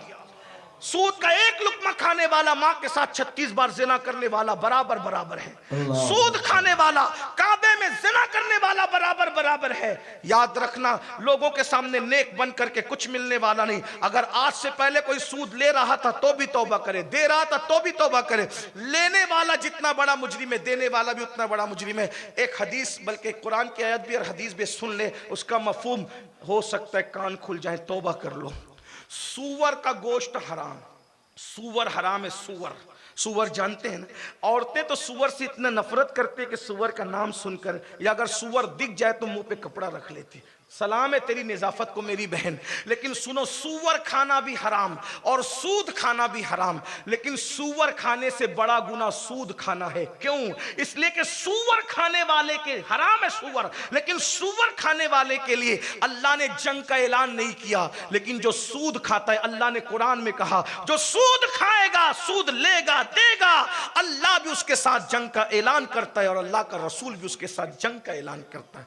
आपसे पूछता हूं, जिसके साथ अल्लाह जंग का ऐलान कर दे, जिसके साथ अल्लाह जंग का ऐलान कर दे, उसको कौन बचा सकता है? शफाअत करने वाले रसूल जिसके लिए जंग करने को खड़े हो जाए, कौन बचाएगा तुम्हें? मरना एक दिन, रूह का रिश्ता दुनिया से टूट जाना है, रूह का रिश्ता जिस्म से टूट जाना है, दुनिया छोड़ के जाना है। कुरान कहता है, वल आखिरतु खैरुन व अबका, आखिरत बाकी रहने वाली है, आखिरत बेहतर है। कुरान कहता है, अलहाकुमुत तकासुर हत्ता ज़ुरतुमुल मकाबिर, माल की मोहब्बत और तलब ने तुमको हलाक कर दिया, यहां तक के कि तुम कब्रों के गड़े पर पहुंच गए। कुरान कहता है, अल्लज़ी जमा मालन वअद्ददा, अल्लाहु अकबर, ये जो माल बार बार गिनता है तू मोहब्बत में, माल की मोहब्बत में, अल्लाह अकबर, ये माल तेरे काम ना आएगा, माल बचा ना सकेगा। मेरे भाइयों, हलाल कमाओ, हलाल जमाओ, मालदार बनना मना नहीं है, खूब मालदार बनो, खूब मालदार बनो, लेकिन सूद से नहीं, हराम से नहीं। वादी हबब में जलोगे। तीसरा कम नसीब, दो और बचेंगे फिर किसी मौके से। तीसरा कम नसीब, जो अपने माँ बाप का दिल दुखाता है, जो अपने माँ बाप को तकलीफ पहुंचाता है। आका इरशाद फरमाते हैं, माँ बाप का दिल दुखाने वाला, माँ बाप को सताने वाला, वो भी वादी हबब में जलाया जाएगा। आका अलैहिस्सलाम फरमाते हैं, क़यामत के दिन, क़यामत के दिन, अल्लाह अकबर, क़यामत के दिन, अल्लाह अल्लाह अल्लाह, माँ बाप का दिल दुखाने वाला पहाड़ों जैसी नेकियां, पहाड़ों जैसी नेकियां लेकर आएगा। उसकी नेकियां मीज़ान पे रखेंगे, मीज़ान भर जाएगा। एक छोटा सा कागज का टुकड़ा उसके गुनाह के पल्ले में गिरेगा, सारी नेकी उसकी हल्की हो जाएगी। अल्लाह फरमाएगा, मुंह के बल घसीटते हुए इसको जहन्नम में ले जाओ। वो कहेगा, मौला मेरी पहाड़ों जैसी नेकियां कहाँ चली गई? इस छोटे से कागज के टुकड़े पे क्या लिखा हुआ था? उस वक्त अल्लाह फरमाएगा, तूने एक मरतबा, सिर्फ एक मरतबा, एक मरतबा, सिर्फ एक मरतबा अपनी माँ से या अपने बाप से चिल्लाकर बात की थी। मां के सामने चिल्लाने का गुनाह लिखा हुआ है, जिसने तेरी सारी जिंदगी की नेकी को हल्का कर दिया। आज तो माँ बाप से चिल्लाकर बातें होती है, बुड्ढा बुड्ढी कहते हैं। दोस्तों पे पैसे खर्च करते हो, माँ बाप पे नहीं करते। दोस्तों की पार्टी में जाते हो तो सब जेब में हाथ डाल के कहते हो मैं दूंगा मैं दूंगा मैं दूंगा। दोस्तों की पार्टी में कहते हो मैं दूंगा मैं दूंगा मैं दूंगा, और जब बाप हॉस्पिटल में एडमिट होता है तो भाई आपस में झगड़ा करते हैं तू देगा तू देगा तू देगा। क़यामत की निशानी में से निशानी है। बल्कि एक जुमला यहाँ कह दूं, बुरा मत मानना, सब सुन्नियों का मजमा है, पीरों के मानने वालों का मजमा है। मेरे भाई, अभी हजरत ने ऐलान किया कि सैयद मुसाफा करेगा, अच्छी बात है, करूँगा, मुझे भी मुसाफा पसंद है। मैं भी सोच करके मुसाफा करता हूँ। ज़्यादा लोगों से पता नहीं किस अल्लाह वाले का हाथ मेरे हाथ में लग जाए तो मेरे हाथों पे जहन्नम हराम हो जाए। मैं भी लेकिन एक बात कहूँ, हम लोगों के हाथ चूमते हो क्यों? सैयद है। उलमा के हाथ चूमते हो, आलिम है ना, हाथ चूमते हो, पैर चूमते हो, नजराने देते हो क्यों? दुआ लेंगे। बिल्कुल। एक सच्ची बात कहूँ, कोई कितना भी दुआ करे, सैयद साहब, आलिम साहब, पीर साहब, वली साहब, किसी की दुआ नबी की दुआ के बराबर हो सकती है? बोलें, सच्ची बोलना। गौस पाक की दुआ भी नबी की दुआ के बराबर होगी? सच, वो जो मसलक में बोल दो, डरो मत।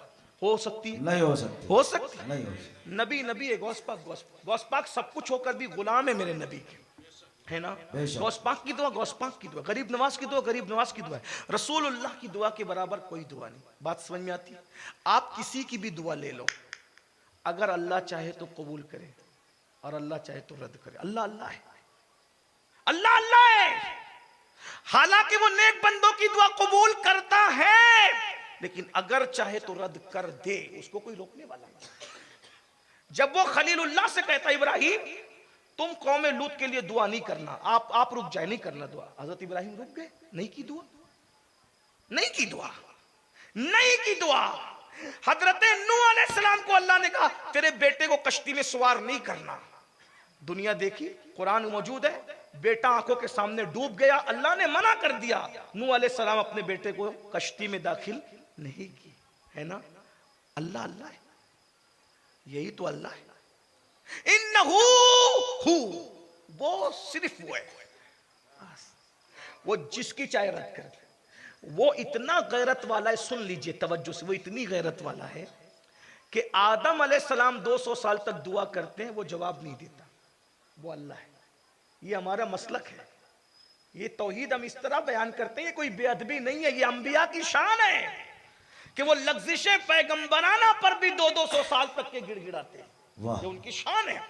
लेकिन कुरान हदीस उठाकर देखो, 200 साल तक आदम ने पुकारा, गैरत इलाही, नाराज नहीं है, रूठे नहीं है। लेकिन हमारी तरबियत के लिए जब तुम्हारा बाप मासूम होकर लग़्ज़िशे पैगंबराना करता है और हम 200 साल तक जवाब नहीं देते, तो देख लो हमारी गैरत। तुम कौन हो? तुम कौन हो, है ना। आदम की दुआ, आदम की दुआ अलैहिस्सलाम, मेरे नबी की दुआ के बराबर हजरत आदम की दुआ भी। बात समझ में आती है? बहुत नाजुक मोड़ पे तुम्हें लाना चाहता हूं ताकि तुम समझो, अहमियत समझो। बहुत नाजुक मकाम पर आ रहे हो। दुआए खलील है, नबी की दुआ के बराबर किसी की दुआ नहीं हो। नबी की दुआ क्या है? नबी की दुआ कभी रद्द ही नहीं। सारे अंबिया किराम की दुआ कबूल होती है, लेकिन हमारे नबी की दुआ कभी रद्द नहीं होती।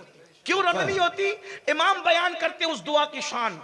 इनायत का जोड़ा, इजाबत का सेहरा, दुल्हन बन के निकली दुआए मोहम्मद, इजाबत ने झुककर गले से लगाया। अहले इल्म की तवज्जो चाहता हूं, इजाबत ने झुककर गले से लगाया, बड़ी नाज से। जब दुआए मोहम्मद सबकी दुआ कबूलियत को ढूंढने के लिए ऊपर जाती है, लेकिन ये दुआए मोहम्मद मुस्तफा सल्लल्लाहु अलैहि वसल्लम है, इनकी दुआ के लिए कबूलियत नीचे आती है। जिसके लिए इजाबत झुक जाए उसे दुआए मुस्तफा कहा जाता है। इजाबत झुककर,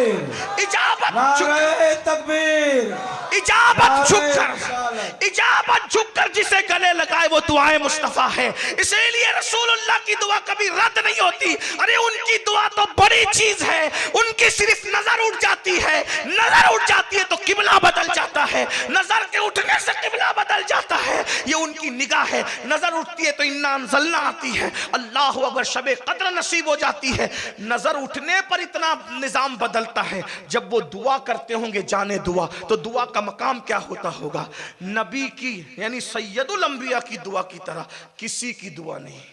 लेकिन एक हस्ती ऐसी है, तवज्जो, अब ये दुआ सुन लो। एक हस्ती ऐसी, एक हस्ती जिसकी दुआ को रसूलुल्लाह ने अपनी दुआ का दर्जा दिया। नबी की दुआ का दर्जा किसी की दुआ को नहीं, एक हस्ती को ऐसी, एक हस्ती है। वो कौन है? वो माँ बाप है। माँ बाप, आका फरमाते दुआ वालिदिही ले वलदिही का दुआ लकुम, कि तुम्हारे बाप की दुआ तुम्हारे हक में ऐसी है जैसे मुझ मोहम्मद की दुआ मेरे उम्मत के हक में है। आका बता रहे, आका कि जैसे मैं अपनी उम्मत के हक में दुआ करता हूं तो रद्द नहीं होती, वैसे तुम्हारा बाप दुआ करता है तुम्हारे हक में, रद्द नहीं होती। इतनी ऑथेंटिक, इतनी पुरजमानत दुआओं को छोड़कर किस किस के पीछे भाग रहे हो? बाप को बुढ़ा कहते हो, बाप को मारते हो। कितने बदनसीब औलाद हैं जिनके बाप मस्जिदों के जीने पे बैठ के भीख मांग रहे हैं। कितने बदनसीब औलाद हैं जिनकी माएं रोटी के टुकड़े के लिए किसी के घर में बर्तन झाड़ू करती है, बुढ़ी होकर के माँ इसके आंगन में उसके आंगन में जा, यहां खा वहां खा। क्यों? एक जालिम कहता है मेरी बीवी मेरी माँ को पसंद नहीं करती। मैंने कहा जालिम सुन ले और अच्छी तरह सुन ले, अल्लाह अकबर, माँ बाप के लिए सबको छोड़ना पड़े तो छोड़ दो, लेकिन माँ बाप को मत छोड़ो। हर नेमत मिल जाएगी, माँ बाप कभी नहीं मिलेंगे। उन्वान को एंड करते हुए एक पैगाम अपने जवानों को दूं, मेरे भाइयों, मेरे भाइयों, मेरे भाइयों सुन लो, अगर माँ बाप की नाफरमानी करके हज को भी जाओगे, हज नफल के लिए, अल्लाह कबूल नहीं करेगा। जहां हज भी कबूल नहीं होता वहां अपनी पसंद की शादियों के नाम पे मां को रुलाते हो। बीवी कह दे इस बुढ़ी को घर से निकालिए, बुढ़े से मेरा नहीं जमेगा, अलग निकल जाते। इसी दिन के लिए माँ बाप ने पाला था। बीवी का हक बीवी का हक है, माँ बाप का हक माँ बाप का हक है। मेरे नादान भाई सुन ले, अच्छी तरह सुन ले, अगर माँ बाप नाराज है तो अल्लाह तेरी नमाज तेरे मुंह पे मार देता है। माँ बाप नाराज हो तो अल्लाह नमाजें भी कबूल नहीं करता, रोजे भी कबूल नहीं करता। याद रखना, जब तक माँ बाप जिंदा है तुम्हें माँ बाप की अहमियत नहीं है। मेरे जवानों, जिस दिन ये चेहरे मिट्टी में चले जाएंगे, जिसे कब्र कहते हैं, कब्र, उस दिन तुम पछताओगे, उस दिन तुम पछताओगे, और उस दिन पछताने से तुम्हें कोई काम नहीं आएगा। मैं अक्सर लोगों को कहता हूं, किसी खूबसूरत से खूबसूरत आदमी को देखकर भी वो नहीं मिलता जो माँ बाप के चेहरे को देख करके मिलता है, झुर्री पड़े हुए चेहरे को। क्या मिलता है पता है? माँ बाप को देखने से मकबूल हज का सवाब मिलता है, मकबूल हज का। मैंने कई मर्तबा अपने दोस्तों से कहा, अगर किसी औरत से मुरीद होना जायज़ होता तो मैं अपनी अम्मी से मुरीद हो जाता। माँ वो चीज़ है जिसके कदमों के नीचे जन्नत है। सबके पीछे भाग रहे हो, तुम्हारी जन्नत तुम्हारे घरों में, तुम्हारी जन्नत तुम्हारे घरों में।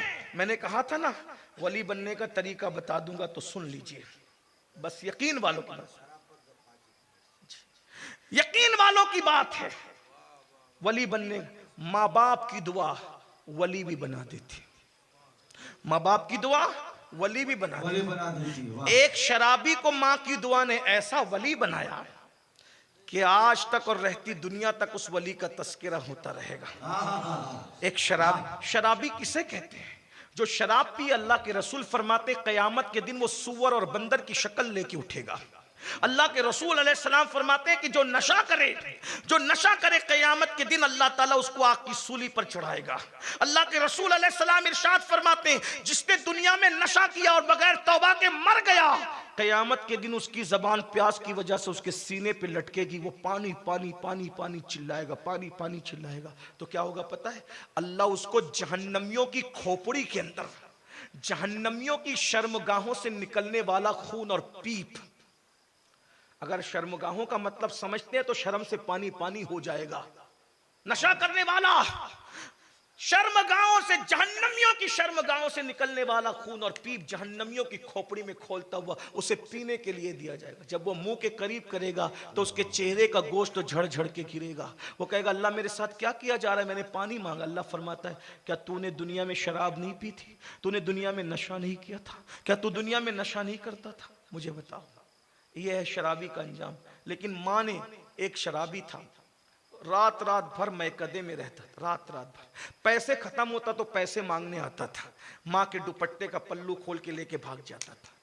माँ मगर बद्दुआ नहीं करती थी। मैं आपसे गुजारिश करता हूं, औलाद कितना भी सताए, इनके लिए कभी बद्दुआ मत करना, क्योंकि जैसे माँ बाप की दुआ कबूल है वैसे माँ बाप की बद्दुआ भी कबूल है। माँ के पल्लों से पैसे छीन लेता है, माँ कहती है अल्लाह तुझे हिदायत दे, अल्लाह तुझे सुधार दे, अल्लाह तुझे हिदायत दे, अल्लाह तुझे सुधार दे। बस इसी दुआ ने उस जवान को तौफीक बख्श दी कि शराब के नशे में बिस्मिल्लाह जमीन पे पड़ी है, उसको उठाया, उठाकर ऊपर रख दिया। उसी रात सब उनके सुधरने का बिस्मिल्लाह का वाकया बयान करते हैं, लेकिन पीछे माँ की दुआ भूल गए लोग। मैं पूरे वसूख के साथ कहता हूं, ये बिस्मिल्लाह उठाने की तौफीक जिस शराबी को मिली है, पीछे माँ की दुआ थी। बल्कि मैं तो यहां चैलेंज करके जाने वाला, मैं चैलेंज वाला आदमी नहीं हूं, लेकिन तालिब इल्म हूं। आप किसी भी तरक्की याफ्ता आदमी को गिनाइए, मैं उसके पीछे उसकी माँ की दुआ ना साबित कर दूं, फिर देखिएगा। हर ऊंचे आदमी के पीछे उसकी माँ की दुआ है, और जिसके पीछे माँ की दुआ नहीं है उसकी तरक्की गुब्बारे की तरह है, फुग्गे की तरह, बलून की तरह, कुछ नहीं है। तो तरक्की करेगा फिर हमेशा के लिए मिट जाएगा। लेकिन जिसके पीछे माँ की दुआ है उसको कभी जवाल नहीं है, उसको कभी जवाल नहीं। क्योंकि अल्लाह के रसूल अलैहिस्सलाम फरमाते हैं पूरी कायनात मिलकर किसी के लिए दुआ करे और तन्हा उसकी माँ उसके लिए बद्दुआ कर दे, पूरी कायनात की दुआ रद्द कर दी जाएगी, माँ की बद्दुआ कबूल कर ली जाएगी। और पूरी दुनिया मिलकर बद्दुआ करे, अकेली माँ दुआ करे तो पूरी दुनिया की बद्दुआ रद्द कर दी जाएगी, माँ की दुआ कबूल कर ली जाएगी। माँ वो माँ है, माँ ने उस शराबी की, माँ की दुआ ने शराबी को तौफीक बख्शी, शराबी को तौफीक बख्शी, बिस्मिल्लाह उठा के रख दी। उसी दिन उस वली के ख्वाब में कहा गया जाओ और जा करके कह दो मेरे बंदे से हमने अपना दोस्त बना लिया। मैं खाने में शराब के जाम चल रहे थे, जैसे अल्लाह वाला मैं खाने के पास रात के पिछले पहर पहुंचा, मुझे बिश्र से मिलना है। तो मैं खाने के मैनेजर ने कहा तुझे बिश्र से क्या काम, तू तो शेख लगता है, अल्लाह वाला लगता है, जा यहाँ से। कहा मुझे मिलना है, मैं बहुत ज़रूरी काम से। तो कहा क्या काम है? का पैगाम लेकर आया। बिश्र मस्ती में झूम रहे थे, दौर चल रहा था शराब का। अल्लाह किसी को नशे में मुब्तला, जो भी नशे में, अल्लाह उसे तौफीक दे के वो नशा छोड़ दे। बहुत बुरी चीज़ है नशा। नशा करने वाला कुफ्र बकता है, नशा करने वाला गालियां देता है, नशा करने वाला बीवी को मारता है, तलाक देता है, क्या नहीं कर सकता नशा करने वाला। इसीलिए नशे को उम्मुल खबाइस करार दिया गया है। और नशे की बहुत बदतरीन वईद बयान की, सूअर और बंदर की तरह उठेंगे नशा करने वाले। सोचे तो सही, गौर तो कीजिए। अल्लाह के रसूल यहां तक फरमाते अगर नशा करने वाला तुम्हारी महफिल में है, उसको इज्जत के साथ बैठने के लिए जगह मत देना, उसका बाइकाट करो नशा करने वालों का। जिसने नशा करने वाले को इज्जत के साथ बैठने के लिए जगह दे दी, आका फरमाते वो इज्जत के साथ जगह देने वाला इंसान कयामत के दिन अंधा उठाया जाएगा।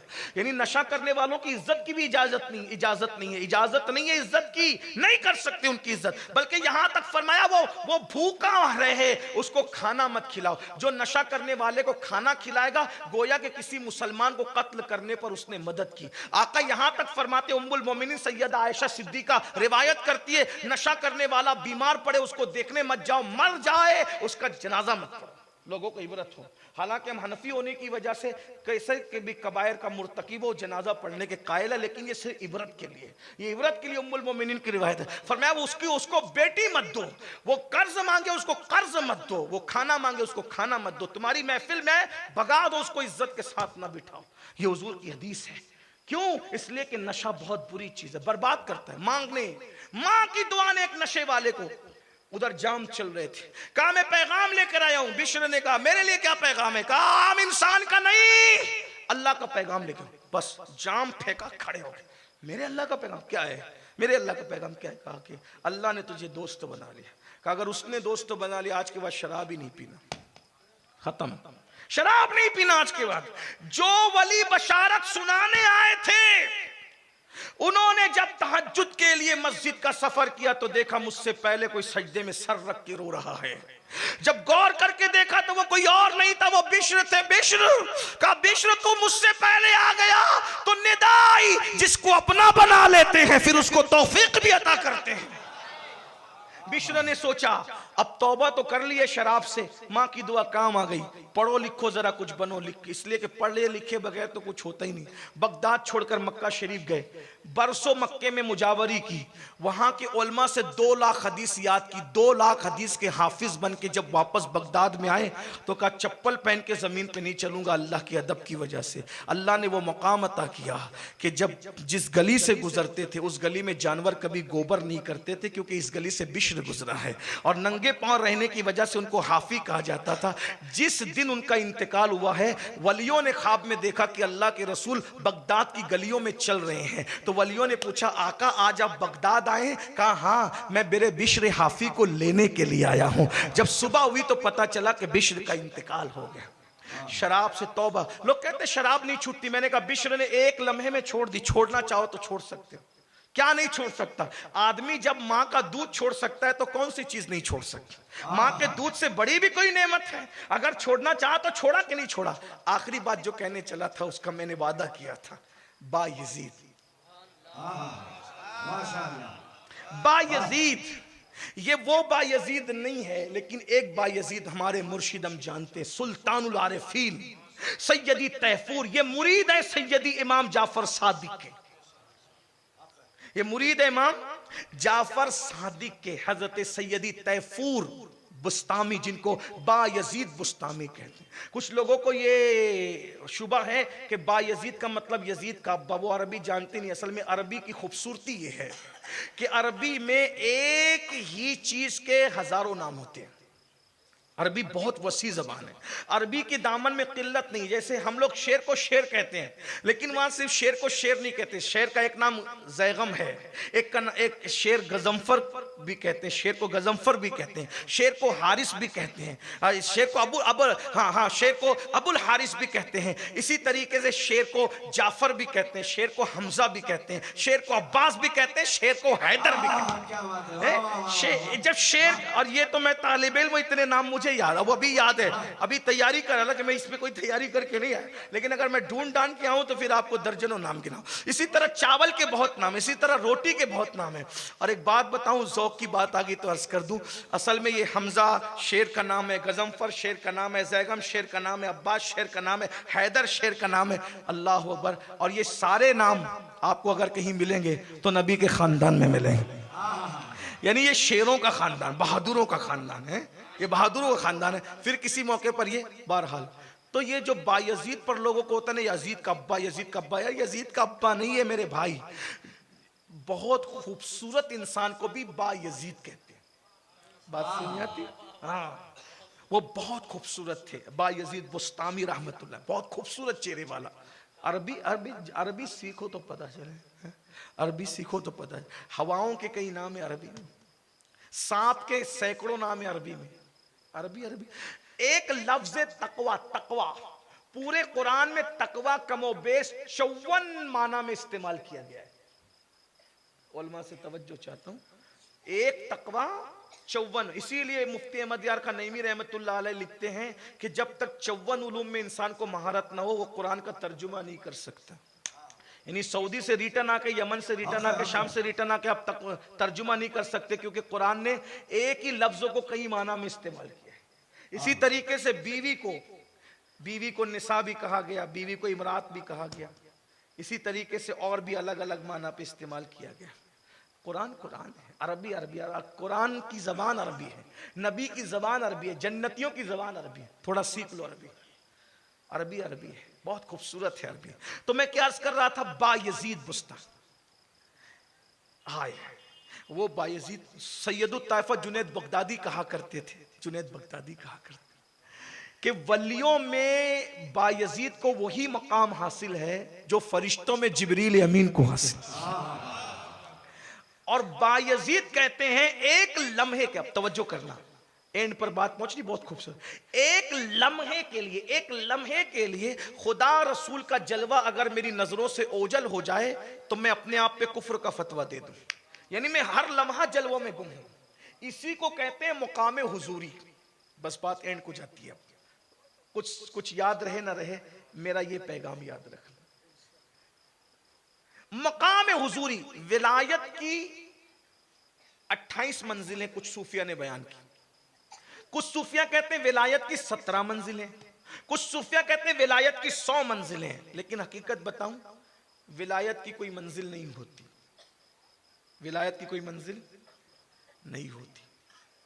जिसको चाहते हैं एक लम्हे में अपना बना लेते, और जिसको अपना बनाना नहीं चाहते हजारों साल इंसान करता रहता है, हजारों साल के बाद भी उठा के जहन्नम में फेंक देते। मर्जी है। ये बहुत खूबसूरत एक बात याद आई बीच में, तो मजे की बात है।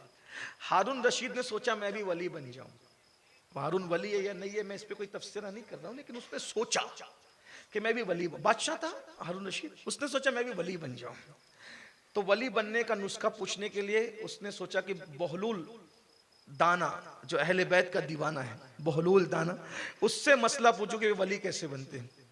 अब ये उसके घर में जाते ही नहीं, कहा वो दीवाना, बिखरे हुए बाल, बड़े बड़े बाल, फटे पुराने कपड़े, चितड़े चितड़े उड़े हुए हैं इसके, हैं, उससे पूछ लेते वली कैसे बनते हैं। हालांकि वो दीवाना नहीं था, दीवाना बना था, वो भी उसके पीछे ही। अजीब किस्सा, बहुत बड़ा अल्लामा था वो, शेखुल हदीस था, अपने जमाने का, इल्म में बड़ा बेमिसाल, फलसफी, मंतिकी, मगर बस हालात ने मजबूर करके उसको दीवानगी का लिबास ओढ़ने पे मजबूर किया था।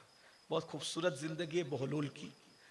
इंशाल्लाह अल्लाह ने मौका दिया, इस आसपास कभी आएंगे, याद दिलाइएगा तो हम आपके सामने पढ़ेंगे। इतना बड़ा आदमी था, जन्नत बेचता था, जन्नत घरौंदे बना के, इतना बड़ा आदमी था बहलूल। हाँ, वो बहलूल जो है दीवाना आदमी, कभी कब्रिस्तान में पड़ा, कभी इधर पड़ा। हारून ने कहा यार वली बनना है, जरा पूछो इससे वली कैसे बनते हैं, वली कैसे। वो लोगों बड़ा तजस्सुस है वली बनने का। वली बनते नहीं है मेरे भाई, बना दिए जाते हैं, बस इतना ही फलसफा है विलायत का। वली कोई बनता नहीं है, बना दिया जाता है। कुत्ते को पानी पिलाना भी पसंद आए तो उससे भी वली बन जाते हैं। किसी सैयद को सीने पे बिठाया गया तो सैयदुत तैफा बना दिया गया। पहलवानी से सैयदुत तैफा का सफर सिर्फ सैयद को सीने पे बिठाना हो गया, बस। अल्लाह अकबर। हाँ, किसी कुत्ते को पानी पिलाया तो विलायत का मकाम मिल गया। किसी बुढ़िया का वजन उठा दिया, विलायत का मकाम मिल गया। माँ की दुआ ले ली, विलायत का मकाम मिल गया। तो बहरहाल हारून ने प्लान बनाया, ये दीवाना मेरे दावत पे आता नहीं, एक काम करो, मेरे महल की गली में रोज जाता है, कई बार जाता है, कपड़े का थान बिछा दो, जैसे ही ये दीवाना पैर रखे उसको उठा लो, ऐसे ऊपर उठा के मेरे महल में लेके आओ। नहीं आ रहा है ना, मैं खुद इसको उठवा लूंगा। आप सुनते हैं ना, उठवा लिया। जैसे ही बादशाह के सामने, क्यों बुलाया, मसला पूछना है, जल्दी पूछ, क्या वली कैसे बनते, अल्लाह के वली कैसे बनते। हंस के कहा, तुझे मेरी चाहत थी ना, हाँ, मैं नहीं आता था, तूने कैसे उठा लिया।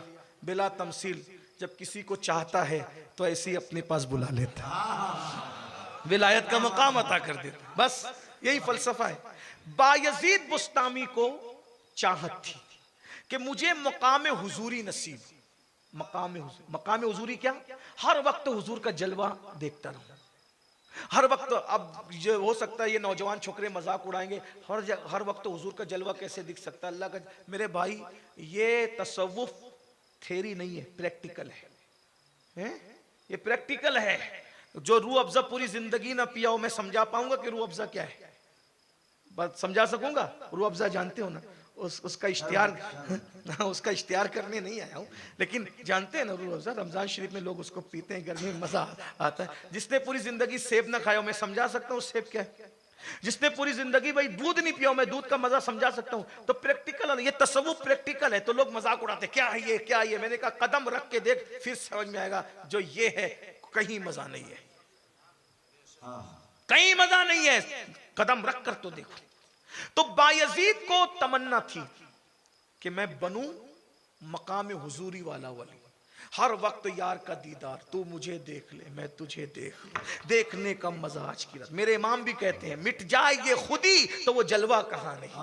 हर जगह जलवा मौजूद है, अपने आप को मिटा के देख, अपनी अना को फना करके देख। मेरे इमाम कहते हैं, मजे में कहते हैं, वही नूर हक, वही जिल्ल रब है, उन्हीं का सब है, उन्हीं से सब नहीं, उनकी मिल्क में आसमां के जमीन नहीं, के जमा नहीं, वही जलवा शहर बशर है।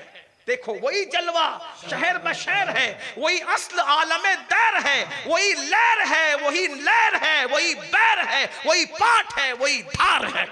उन्हीं का जलवा चमन चमन है, उन्हीं का जलवा, उन्हीं की बू माया समन है, उन्हीं का जलवा चमन चमन है, उन्हीं से गुलशन महक रहे हैं, उन्हीं की रंगत गुलाब में है। हर जगह वो जलवा बिखरा हुआ है, अपनी खुदी और अपनी अना मिटा दो, हर जगह वो जलवा बेनकाब होगा। बायजीद को तमन्ना थी मकाम हुजूरी मिले, मकाम हुजूरी मिले, मकाम हुजूरी मिले, नहीं मिल रहा था वो मकाम। बायजीद माँ के पास है, अम्मी मुझे मकाम हुजूरी चाहिए और तुम्हारी खिदमत उसके बीच में आड़ बन रही है। अब सुन ले नौजवान, एंड हो रही है बात, दिल के कानों से सुन लो माँ की खिदमत क्या चीज है। अम्मी तुम्हारी खिदमत बीच में आड़ बन रही है, कमाने भी जाना पड़ता है, मजदूरी करना पड़ता है, तुम्हारी खिदमत कर, अगर तुम अपना हक माफ कर दो अम्मी तो मैं एक काम करूंगा, रात दिन 24 घंटे बगैर सोए अल्लाह अल्लाह करूंगा ताकि मुझे वो मकाम मिल जाए। माँ माँ होती है, माँ उसी को कहते हैं कि अपनी हर खुशी अपने बच्चों की खुशी पे कुर्बान कर देती है।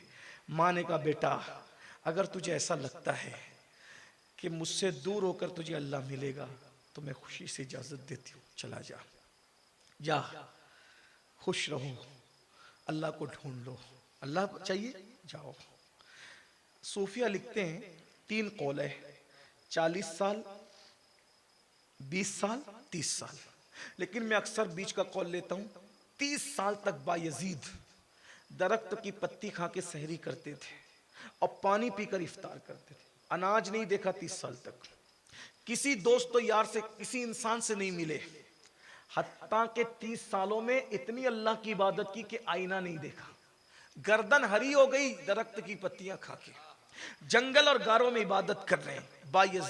बायजीद बुस्तान 30 साल माँ से मिलने नहीं आए, किसी दोस्त से नहीं मिले, किसी से मिले, दाढ़ी बिखर गई, बाल बड़े हो गए, बालों में गिरे लग गई, कपड़े चितड़े की तरह उड़ने लगे। 30 साल के बाद एक जंगल से दूसरा जंगल जा रहे थे तो अचानक भूले भटके बस्ती में आ गए।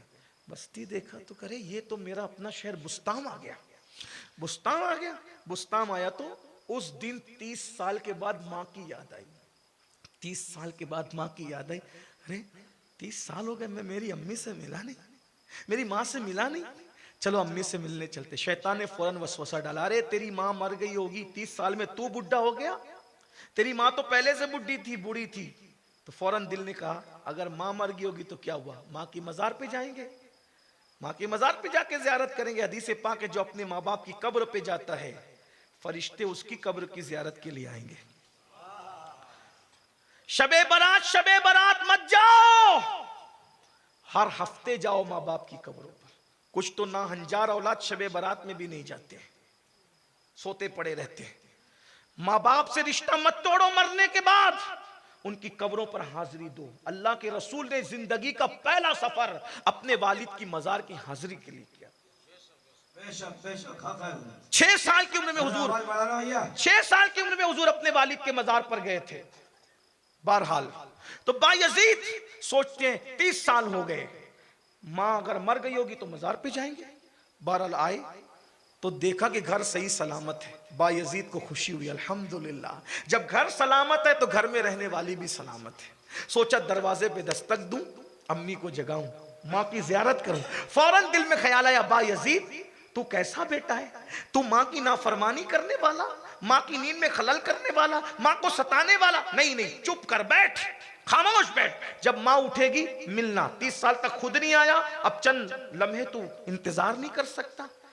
बैठे, घर में कदमों के चलने की आहट आई तो खुश हो गए, माँ बेदार हो गई।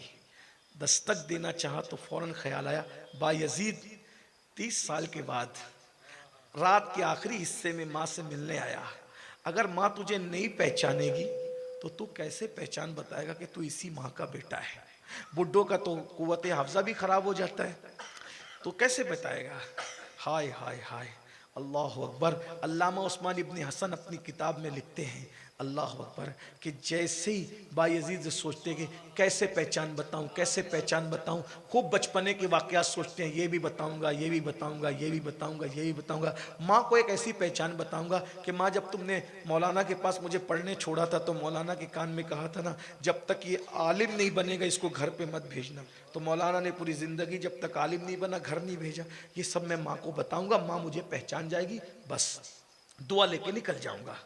जब ये सोचते हैं, जैसी दरवाजे पे दस्तक दी, एक हाथ मारा दरवाजे पर, अंदर से भर्राई हुई आवाज आई, बा यजीद तू आ गया मेरे बेटे। बा यजीद तू आ गया मेरे बेटे। दरवाजा खुला, बा यजीद की आंखों में आंसू सावन भादों की तरह बरस पड़े। ओ बा यजीद, तू तो ये कह रहा था, सोच रहा था दिल में, माँ नहीं पहचानेगी तो कैसे पहचान बताएगा। अरे तेरी माँ तो आज तक तेरे दरवाजे पे दस्तक देने की अंदाज को भी नहीं भूली, ये माँ तुझे कैसे भूल सकती है। दरवाजा खुला, दरवाजा खुला, बा यजीद कहते हैं माँ ने पूरे जज्बात में मेरे दोनों जबड़ों को पकड़ लिया और पकड़ करके मुझे कहती, तू आ गया, तू आ गया। मैं कहता, हाँ माँ मैं आ गया। तू आ गया, हाँ माँ मैं आ गया। तू आ गया, हाँ माँ मैं आ गया। तू आ गया। माँ एक ही बात, माँ को यकीन नहीं आ रहा है, मैं ख्वाब देख रही हूँ, यह हकीकत है। ऐसा लगता है जैसे आठों जन्नत की खुशियां माँ के दामन में सिमट आई कि उसका बेटा लौट करके आ गया। कहता, तू आ गया, हाँ माँ मैं आ गया। तू आ गया, हाँ माँ मैं आ गया। अल्लाह अकबर।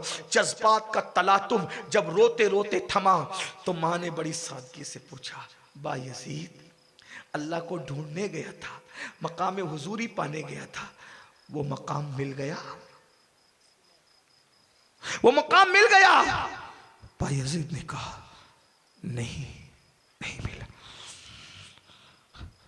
अल्लाह नहीं मिला, मकाम हुजूरी नहीं मिला, नहीं मिला, नहीं मिला। कितने साल से तू गया था मुझे छोड़ के? 30 साल से मां। 30 साल में कभी अनाज नहीं खाया, दरख्त की पत्तियां चबा के रोजा रखा, दरिया के पानी पे इफ्तार किया। 30 सालों में कोई नया कपड़ा नहीं पहना। 30 साल में कभी आईने में अपनी शक्ल नहीं देखी। लेकिन नहीं मिला, ना मिलना था और नहीं मिला। बायजीद कहते, माँ माँ होती है, माँ माँ होती है। जब बायजीद ने कहा 30 साल की इबादत के बाद भी मकाम हुजूरी नसीब नहीं हुआ, तो माँ ने ऐसी गाल पकड़े पकड़े आसमान की तरफ रोते हुए देख के कहा, अल्लाह मेरा बेटा तुझे पाने के लिए कितनी मेहनत कर रहा है। एक माँ के टूटे हुए दिल की दुआ है, ये जो मकाम चाहता है तो उसको मकाम अता कर दे। बायजीद कहते माँ के 2 जुमले थे, सिर्फ 2 जुमले। 30 साल की रियाजतों से जो मकाम नहीं मिला, माँ ने 2 जुमले कहे, हिजाबात उठ गए, पर्दे उठ गए, यार का जलवा बेनकाब हो गया। बायजीद माँ के पकड़कर, माँ के पैर पकड़कर और सर पे हाथ मार के कहते, बायजीद तुझे जुनून था, तू जंगलों में खुदा को ढूंढने गया था। अरे तुझे क्या पता, जंगलों की इबादत से खुदा नहीं मिलता, माँ की दुआ से खुदा मिला। नारे तकबीर, माँ की दुआ से, नारे रिसालत, हुजूर अमीनुल कादरी साहब, माँ की मुबारक। माँ की दुआ से खुदा मिला करता है। बायजीद ने 30 साल की इबादतों में जो मकाम नहीं पाया, माँ के 2 जुमले की दुआ ने बायजीद उस मकाम पर पहुंच। वली बनना चाहते हो, खिदमत करो माँ बाप की, खूब खिदमत, उनके पैर दबाओ, उनके पैर चूमो, घर से निकलते वक्त उनके हाथ चूमो। लेकिन मेरे अजीज, तुम तो मोबाइल पर घंटों फोन पे बातें करते हो, दोस्तों से, यारों से। माँ बाप इंतजार करते, मेरा बेटा खैरियत तो पूछ ले, मेरी बेटी खैरियत तो पूछ ले। क्या दिन आ गए, तुम सब के हुए, माँ बाप के नहीं हुए। याद रखना, जिसके पास माँ बाप की दुआ नहीं, उसके पास कुछ नहीं, उसे अल्लाह नहीं मिल सकता। बायजीद जैसे को अल्लाह नहीं मिला माँ की दुआ के बगैर। पसंद की शादियों के चक्कर में माँ बाप को तड़पाने वालों, तुम्हें खुशियाँ कैसे मिल सकती है। खुदा के लिए तौबा करो, बदलो। बहुत बातें याद आती है, लेकिन हर बात एक महफिल में नहीं सुनाई जा सकती। गुफ्तगू के दरमियान कोई गलती हो तो अल्लाह माफ़ कर दे। अस्तगफिरुल्लाह रब्बी मिन कुल्लि ज़ंबि व अतूबु इलैह। हम सबको अमल की तौफीक अता फरमाए। अस्सलामु अलैकुम व रहमतुल्लाहि व बरकातुहू। हजरत खड़े हो जाए, सलाम पढ़े। और आप तमामी हजरत से गुजारिश है कि हजरत की मखसूस दुआ होगी, उस दुआ में आप ज़रूर शिरकत फरमाएं।